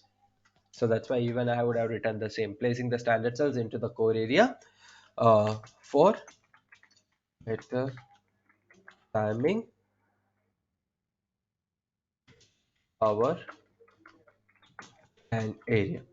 But in when I said initially, I said like only one should be prioritized, right? So even now also I still the same.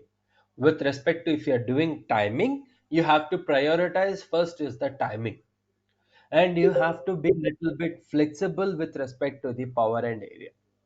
So similarly, if power is compulsory factor to be maintained, less leakage power. So you have to be little bit flexible with respect to timing and area, but you should focus on those two as well. It's like, okay, my design is timing. I'll fix my timing and I'll relax. No, it's not like that.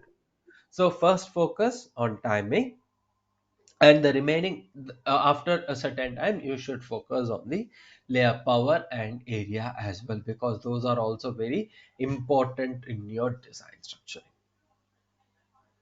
Okay, timing, power and area, always this three has to be followed, but priority is getting varied. Okay, you have to focus all these three, but the priority is important.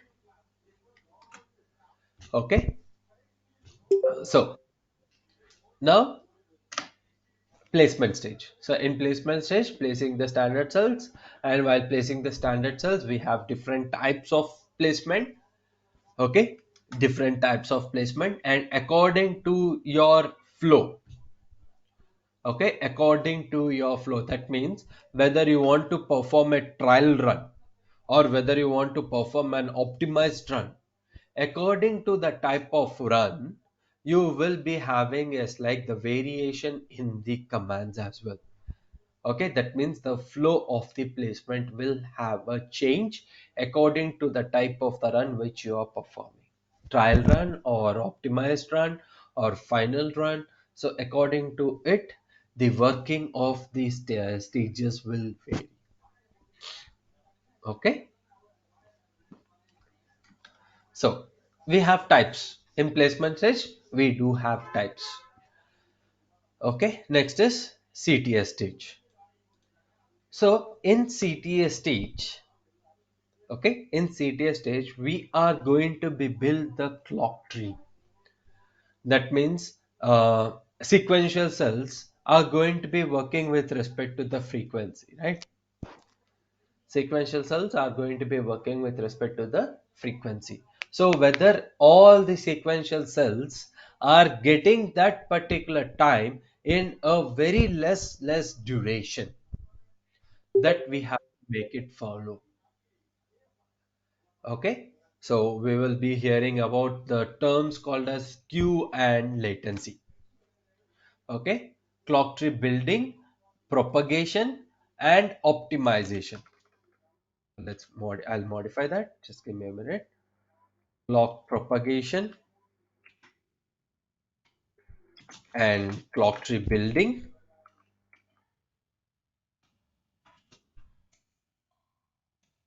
and optimization.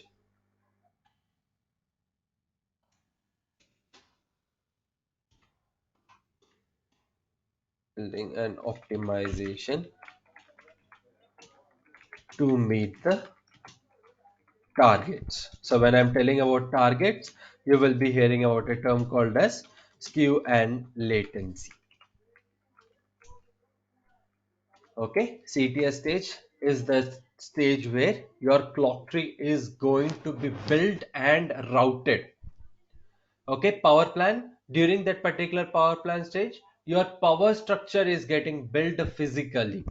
So when I'm telling you physically, that means like in the EDA tool, you can see that particular nets getting routed in a physical way. You can view it, the nets, but the other nets you cannot view it. Similarly, when we are talking about this particular CTS stage, your clock nets will be built and routed. You can view the clock nets as well. Okay, you can view that particular clock nets as well, but signal nets are still not routed and we cannot view it. You will be able to see is like some crisscross lines only. Okay, after the routing stage, okay, the next stage is routing. So in this particular stage, if any connection is present in a virtual methodology, that means the wire is not formed.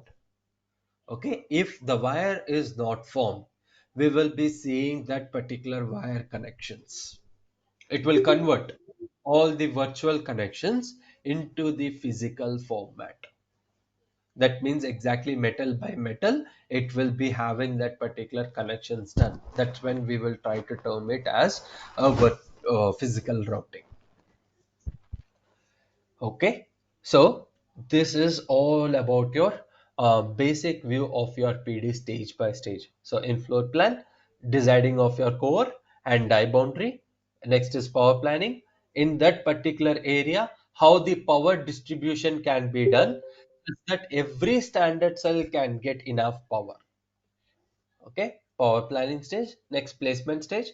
We are going to be placing the standard cells into the core area, and while placing it, some certain rules has to be followed for better timing, power, area. So what are the rules to be followed? That all we will try to see when you go to the advanced topics.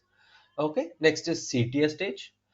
While building the clock tree also, that means at how much time the clock should reach to that particular register.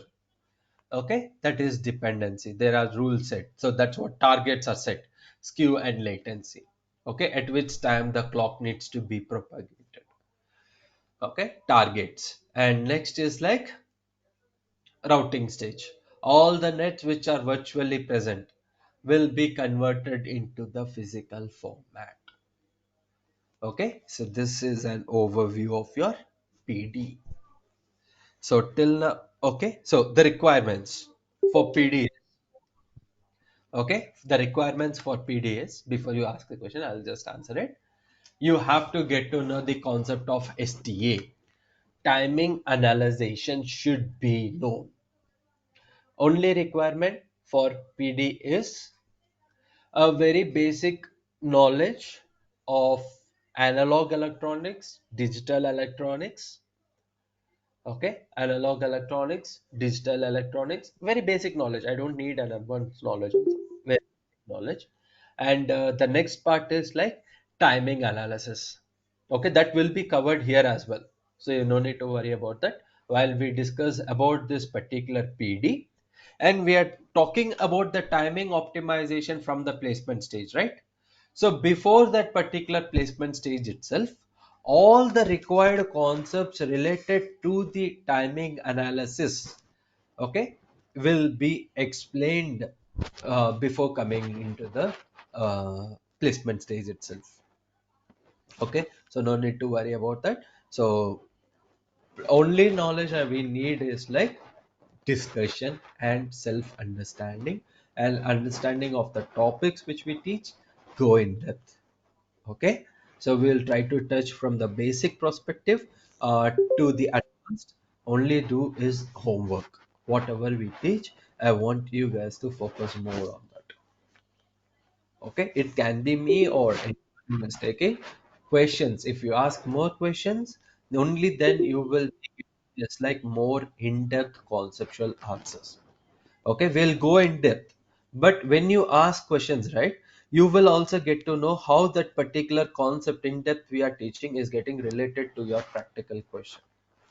So that's why we suggest this, like whenever we teach a concept, so try to do your homework as well.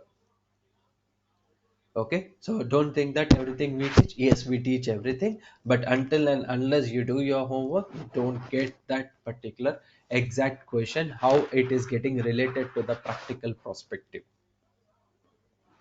Okay, so tool knowledge and your homework is very very required for the flow.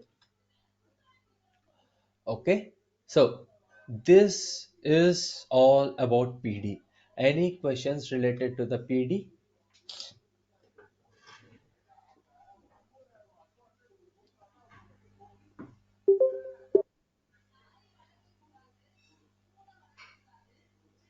If no questions, can I move forward?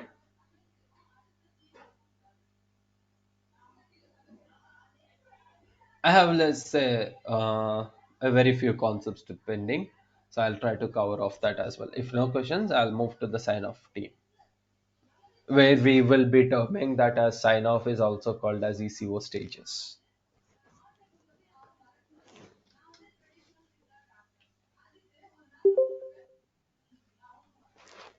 No questions. Okay. So in this particular sign off stage, we can also term few of this particular sign off steps are also called as ECOs. That is timing. So as I said, right, that three major steps, all that particular three major steps you are going to be checking here: timing, power, area, and along with it, okay, so I'll just remove this area. Instead of this particular area, I'll make it as physical verification. Okay, I'll just term it as physical verification.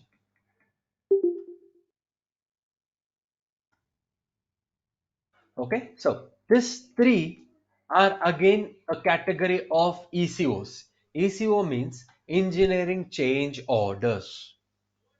Okay, ECOs are representing engineering change orders. So that means once that particular design is completed, for I'm seeing still some more violations, we'll use like different tools for this. I'll observe the violations by with the help of different tools.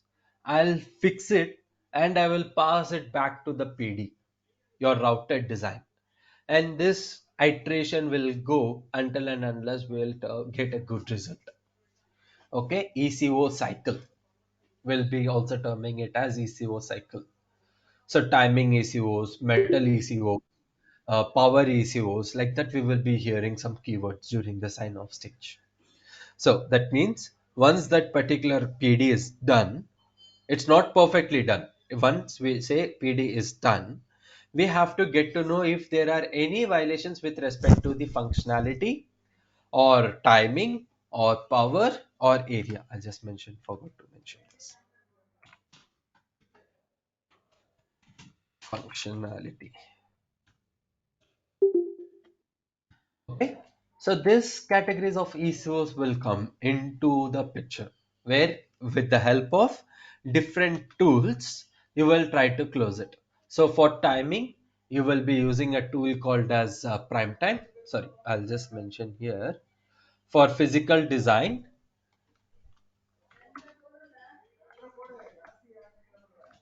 the tools used are, in general, I'll give the tool that is like ICC2 or Fusion compiler provided by Synopsys. and Innovus provided by Cadence. So in our particular institute, we are going to be using is like ICC2 version. Okay, ICC2. Fusion compiler and Innovus, we are not going to be touching it. So ICC2 we will be touching it. And when coming to the sign off timing related, the tool which we are going to be using is uh, prime time, synopsis, and tempus provided by Cadence. Okay, these are the tools used, and we are going to be using here is prime time. Okay, for power we are going to be using is Red Hawk. Okay, Red Hawk, the ownership has been changed. So earlier it's used to be handled by, yeah, I forgot the company name. Now it can be integrated into the Synopsys tools as well. So the ownership has been changed, but I'm pretty much not sure who's the owner of Red Hawk tool is right now. So for physical verification, we are going to be using is like ICV provided by Synopsys and Caliber by Mental Graphics.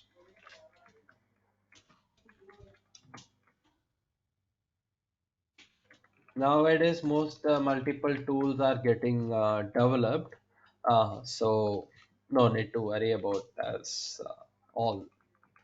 Okay, just get to know what this particular tools are, at which stage which tool to be used, all that it will be helpful, how those particular tools are getting used, how you can be able to develop it, all that you need to get to know. So in the institute level, try to make sure that you're getting a knowledge that if you invoke a tool, you will be able to perform from the scratch to the end. Okay, when you're learning, try to develop it, everything what can be done or what should not be done, try it, and then only you will be able to get to know. Okay, so next for functionality, exactly we'll be terming it as functionality ECO. Okay, we'll be terming it as functionality ECO. During this particular functionality ECO, there are two categories. One is like there will be an advancement in your RTL code itself. Okay, there will be an advancement in the RTL code itself based on that particular advancement, and with respect to the existing synthesized code, by using the LEC tools, which we are telling, right? LEC tools, formality and conformal, you can be able to extract the modified code and you can use it. Okay, for functionality purpose, you can use the tools like formality provided by Synopsys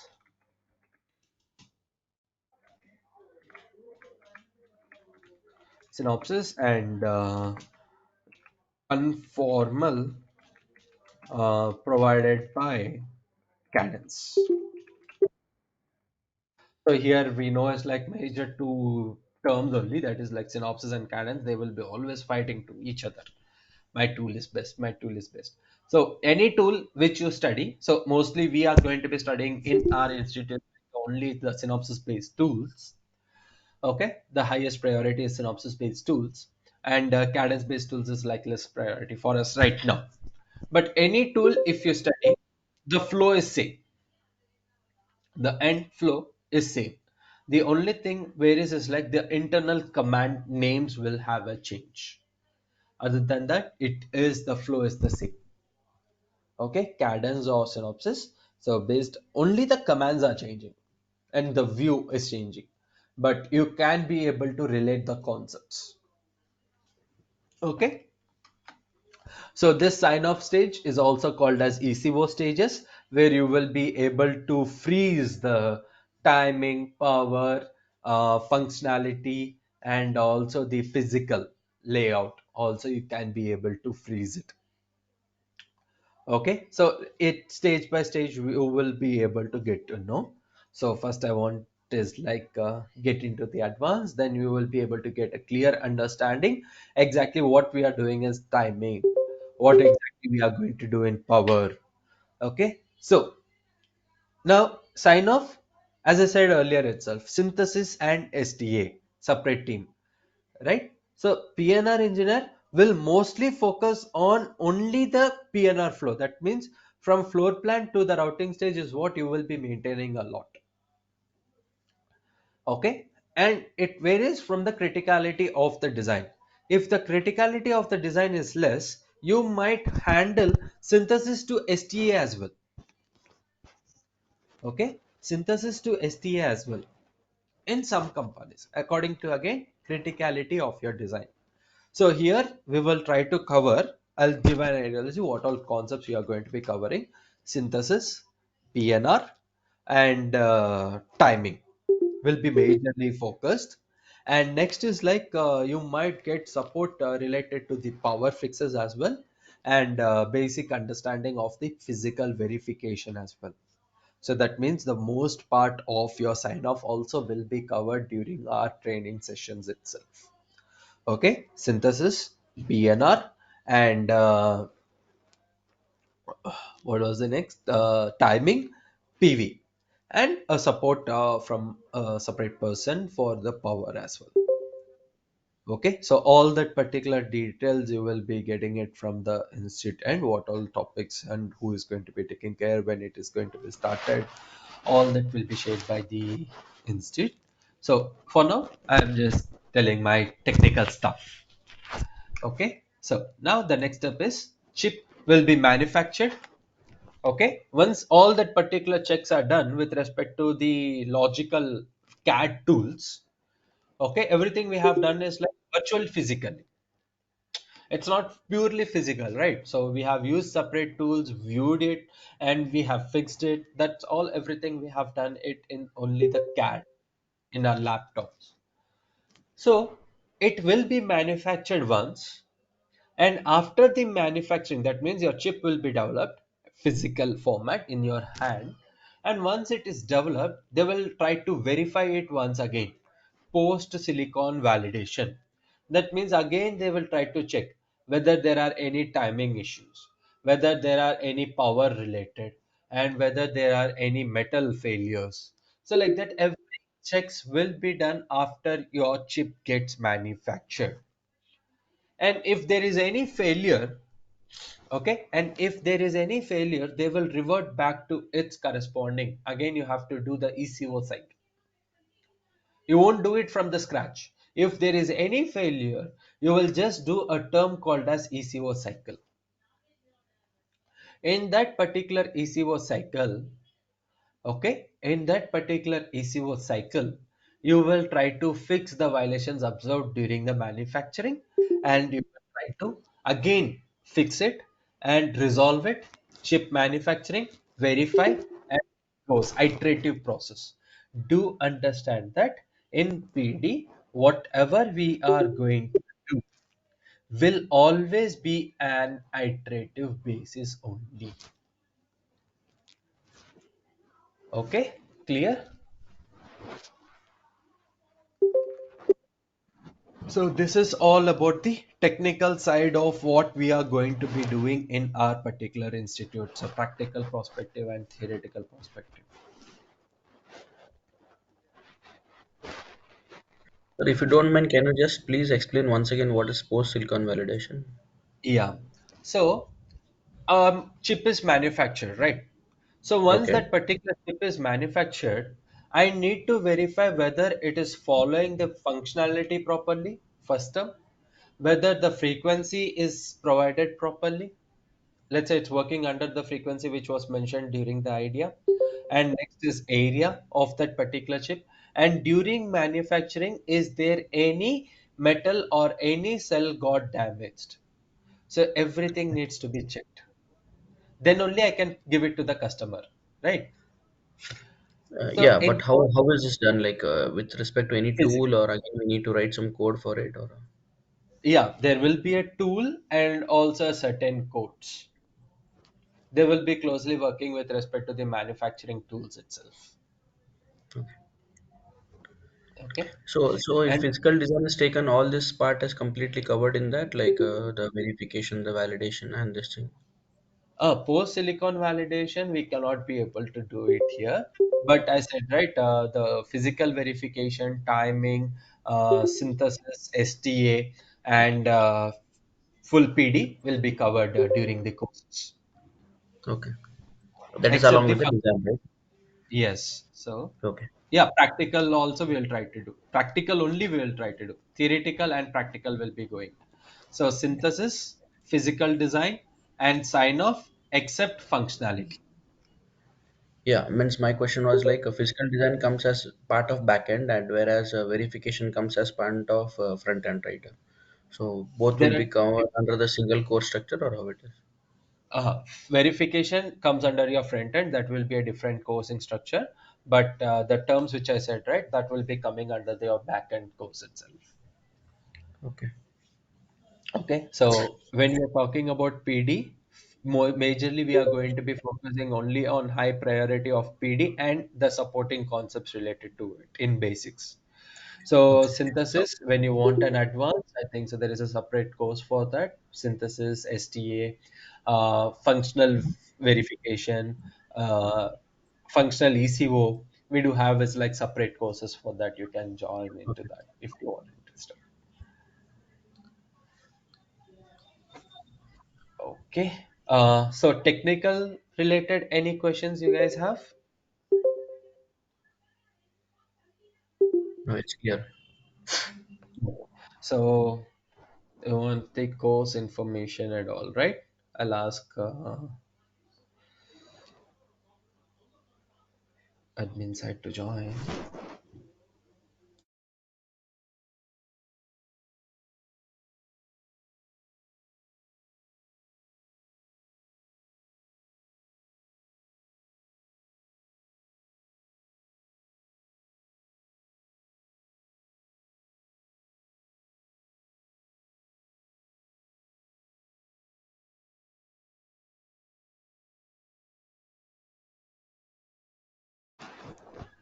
Okay, just give a few minutes. So the institute side admins are going to be, manager is going to be joining, and the queries related to the career objective and the timing, the course related details, right? The fee structure, the timings when it is going to be conducted, and all that. The admin is going to be joining, and he might answer your questions. So, any technical stuff you guys have, you can be able to answer me. So you have a passed out in MTech with 75% without a career gap. Uh, so if you are not familiar with coding, I suggest you go with backend flow. You can touch anything, but slowly you have to develop it. That is required from that side. So C would be very preferable here, like at the back end C language, or So here we prefer of having is like Tickle, Perl, Python. Anyone, okay, Tickle, Perl, okay. Python. In which anyone you can be able to. So if you know Python, so that should be more than enough. Yes. Okay. So layout designing also comes part of this itself course, like Layout will be coming in a separate category. Let's say like same flow, but let's say like you will be closely working with respect to the standard cell structuring, macro designing, all that you will be able to perform when you're talking about analog designing.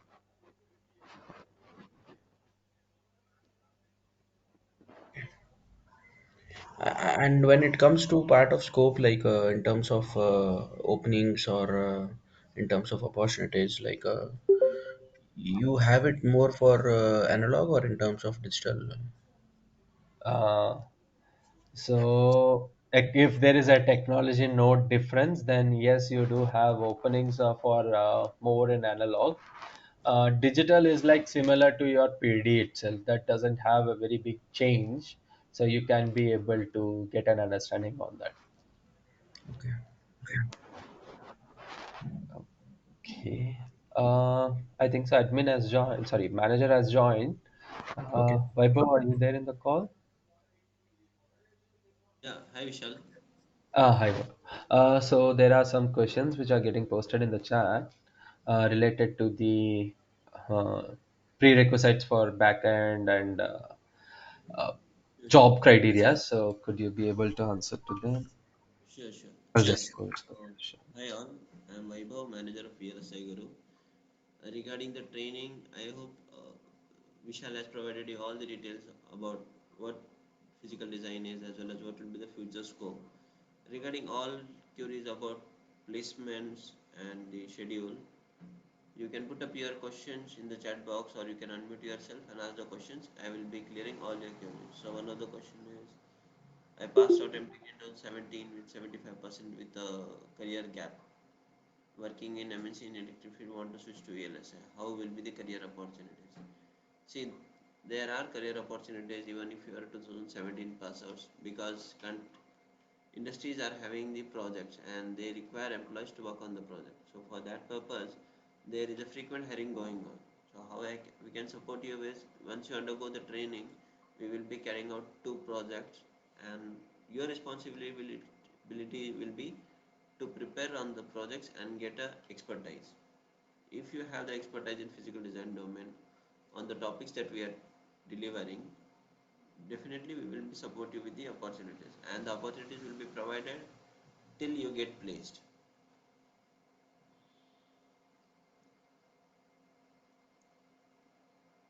Yeah. Any more queries?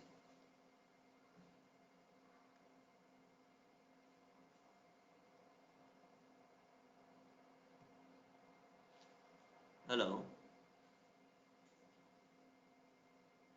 Vishal, am I audible? Uh, yeah, Vaibhav, you are audible. I'm able to hear Okay. you. Sure. So there is a question timing for working employees. See, for working people, we have a weekend batch that is on Saturday, Sunday. So the timing will be from 9:30 to 5:30, where 9:30 to 1:30 will be theory and 2 to 5:30 will be the labs. So I have done post graduation MSc electronics. Will you get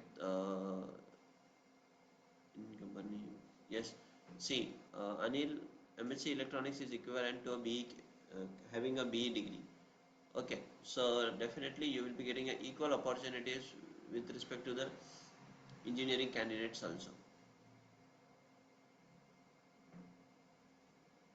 See, work-life balance between PD and DV, I will say DV has a more comfortable work-life balance compared to PD, but it totally depends on what projects you are working and the projects, how randomly you are getting the projects. So, if one statement I want to make about work-life balance, some 5 to 10% difference will be there where DV has a more comfortable work-life balance.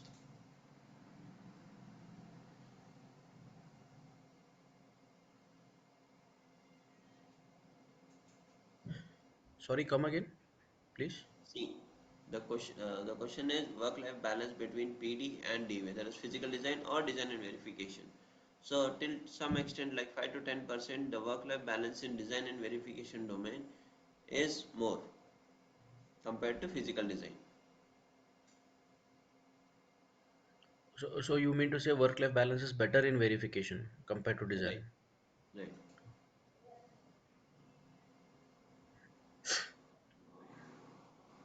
So if there is an experienced resource of 2 years or at least 3 years, what could be the initial pay for the verification guy?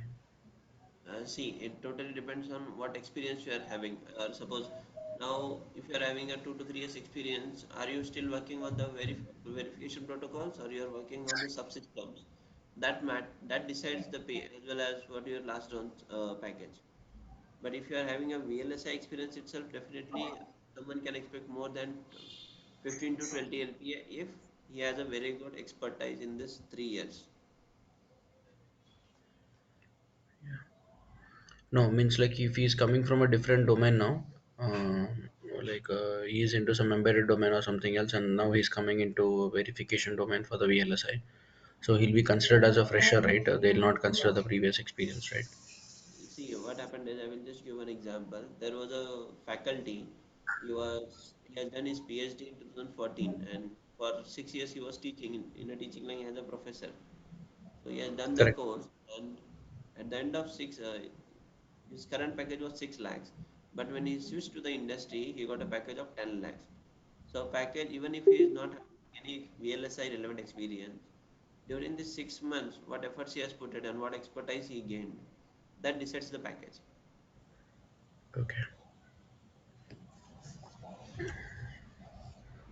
So what is the difference between PD and analog layout? See, for physical design, you will be working on chip level or block level, where you will be mostly interested in doing the floor planning, placement routing, clock tree synthesis.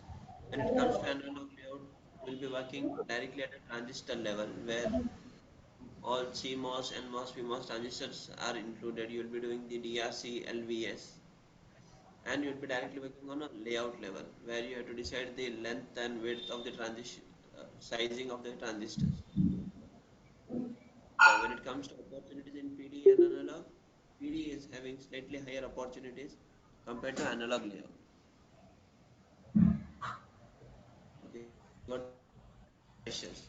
So if you go for a full week training, the training will be 6 days per week. That is 9:30 to 1:30. See, Monday to Thursday will be the labs 9:30 to 1:30, and to Saturday No, Sunday but theory session 9:30 to 1:30. for working employees, how is it managed? Like, For working employees, there will be Saturday Sunday sessions 9:30 to 5:30, where 9:30 to 1:30 will be theory and 4:30 to 5:30 will be the labs. can it be attended online also, like, or offline? See, you can attend complete 6 months training online also, because even if the candidate is coming offline, still he has to log in into the server via VPN and then access the tool. Even online candidate has to do the same. Even we allow the Okay. candidate to switch, even if you want to switch from offline to online or online to offline, we allow as per the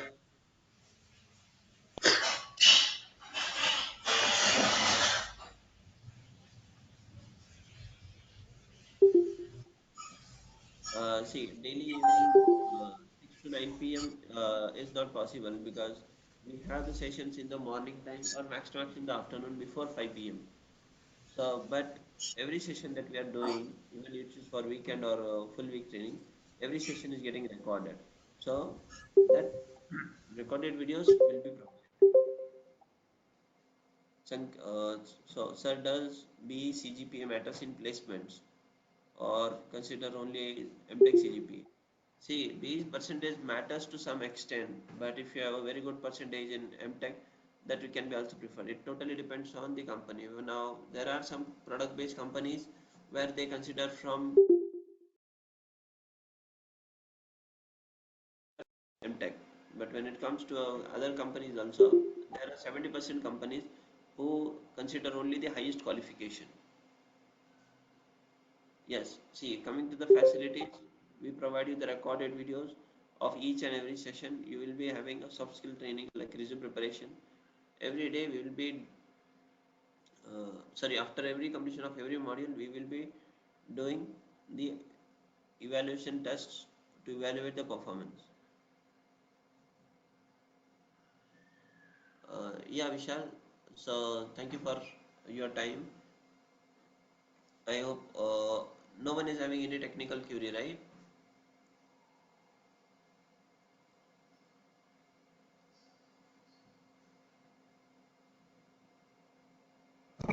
Hello, Yes, yes, go ahead.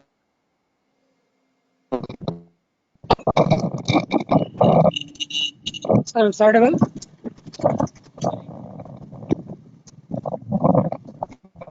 Sorry. Sir, explain about PD and physical design and verification, sir. Yeah. I will do that. Before that, let me just log in into the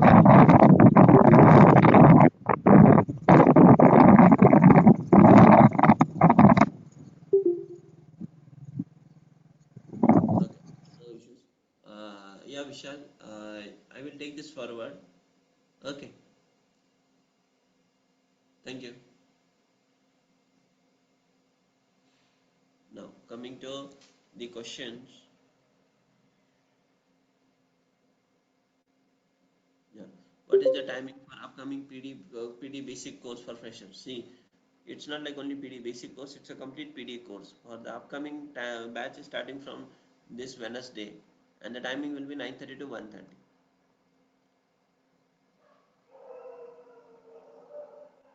Experience certificate as per project included. David, can you please elaborate more on this?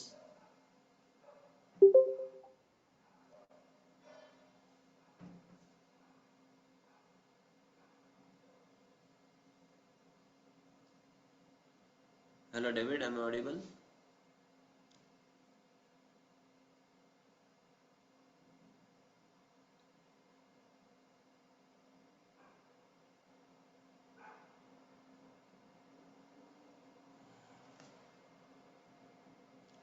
I'm not able to hear your voice. So what I will do is, I'm sharing all of you. I'm sharing my contact number. Okay. So David, you can get back to me on the shared number. I will provide you all the details, or I can clear all your queries that you have. Okay. Now coming to the prerequisites for backend. See, the prerequisites for the backend is the candidate should have at least a B degree, either in final year or completed. Now, when it comes to the training, why the duration is 6 months? It is because in initial 2 months we start everything from the scratch. We start the digital design, that is AND gate, OR gate, ones complement, twos complements. So there is nothing specific that you have to learn C, C++, or even PD fundamentals.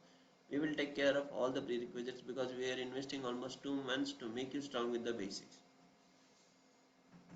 Okay, so what is the minimum internet speed required if we are attending by online? So if you are attending online, at least minimum 50 Mbps speed will be required. Rajshekhar, see, recorded videos will be provided for all the live sessions that we are conducting. And one more point I would like to inform you, every one of you will be allotted with a dedicated mentors, so that whatever queries you have, like suppose you are going through the video and you come across any query, you can directly discuss with the mentor and clarify your queries.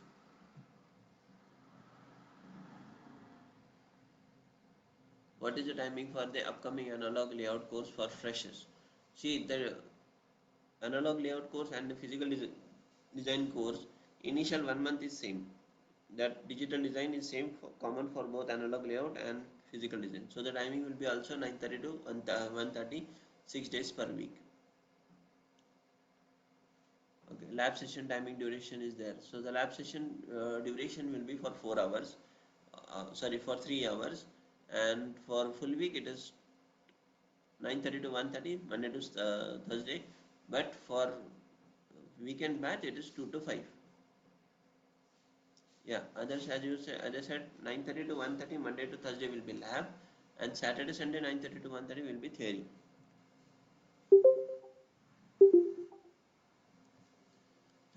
Any more queries?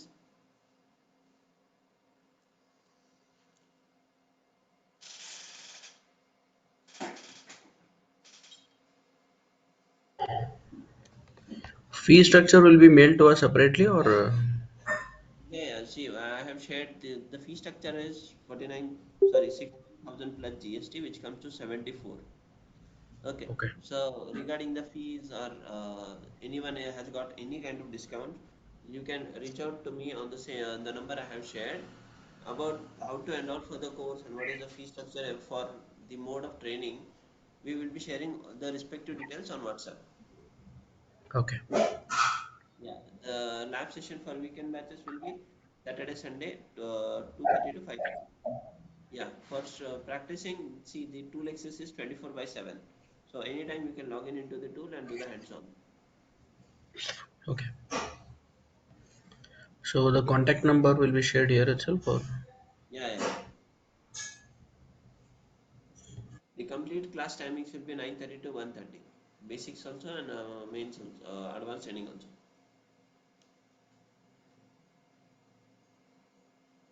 See, product majorly what we have almost 5 to 6 product-based companies we have visiting VLSI our institute very frequently. Why it is because most of the product-based companies directly goes for hiring in IITs or NITs.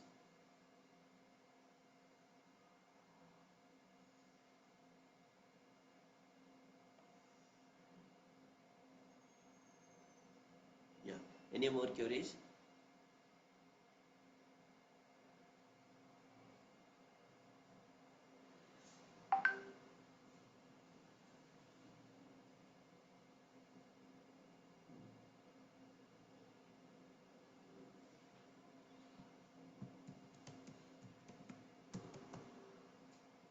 So I had shared my contact number again. Okay, you can reach out to me on this contact number, or if you are not reachable, just ping me on WhatsApp. We will revert you back with all the corresponding details. We are starting a batch from Wednesday, and for offline candidates, we have a seat limitation of 25 candidates per batch.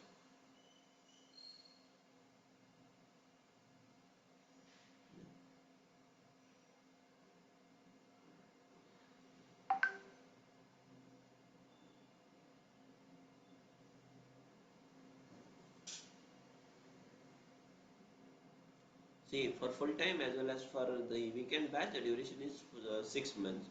What we do is, after completion of every module, the full week batch, we give 1 week break for them to revise. In that, we align the syllabus of the weekend batch with the full week batch also. So, the duration is same for both.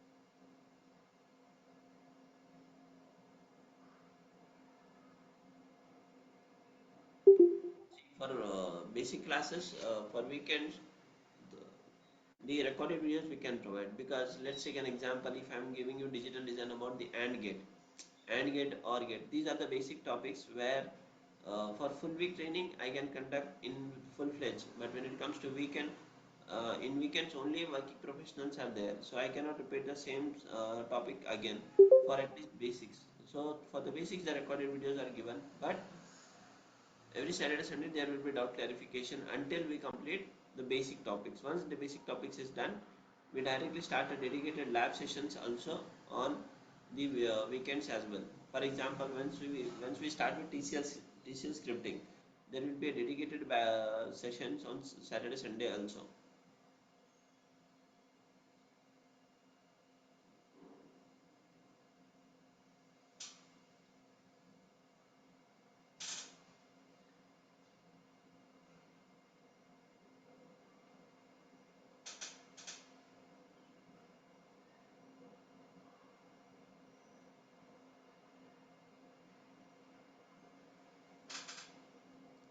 See, we will be covering a scripting language for that is TCL.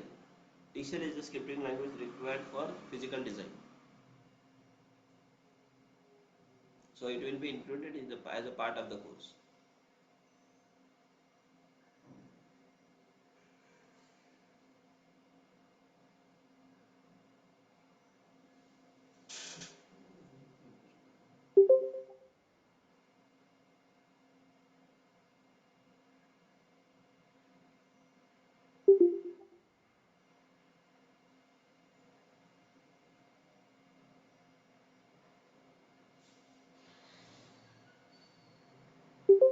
Okay. Um, See, I have already shared my number. Okay. Uh, if you have any queries apart from this session also, you can get back to us. Okay, the batch starting from Wednesday. So by this, we will end this meeting. Thank you so much for attending this.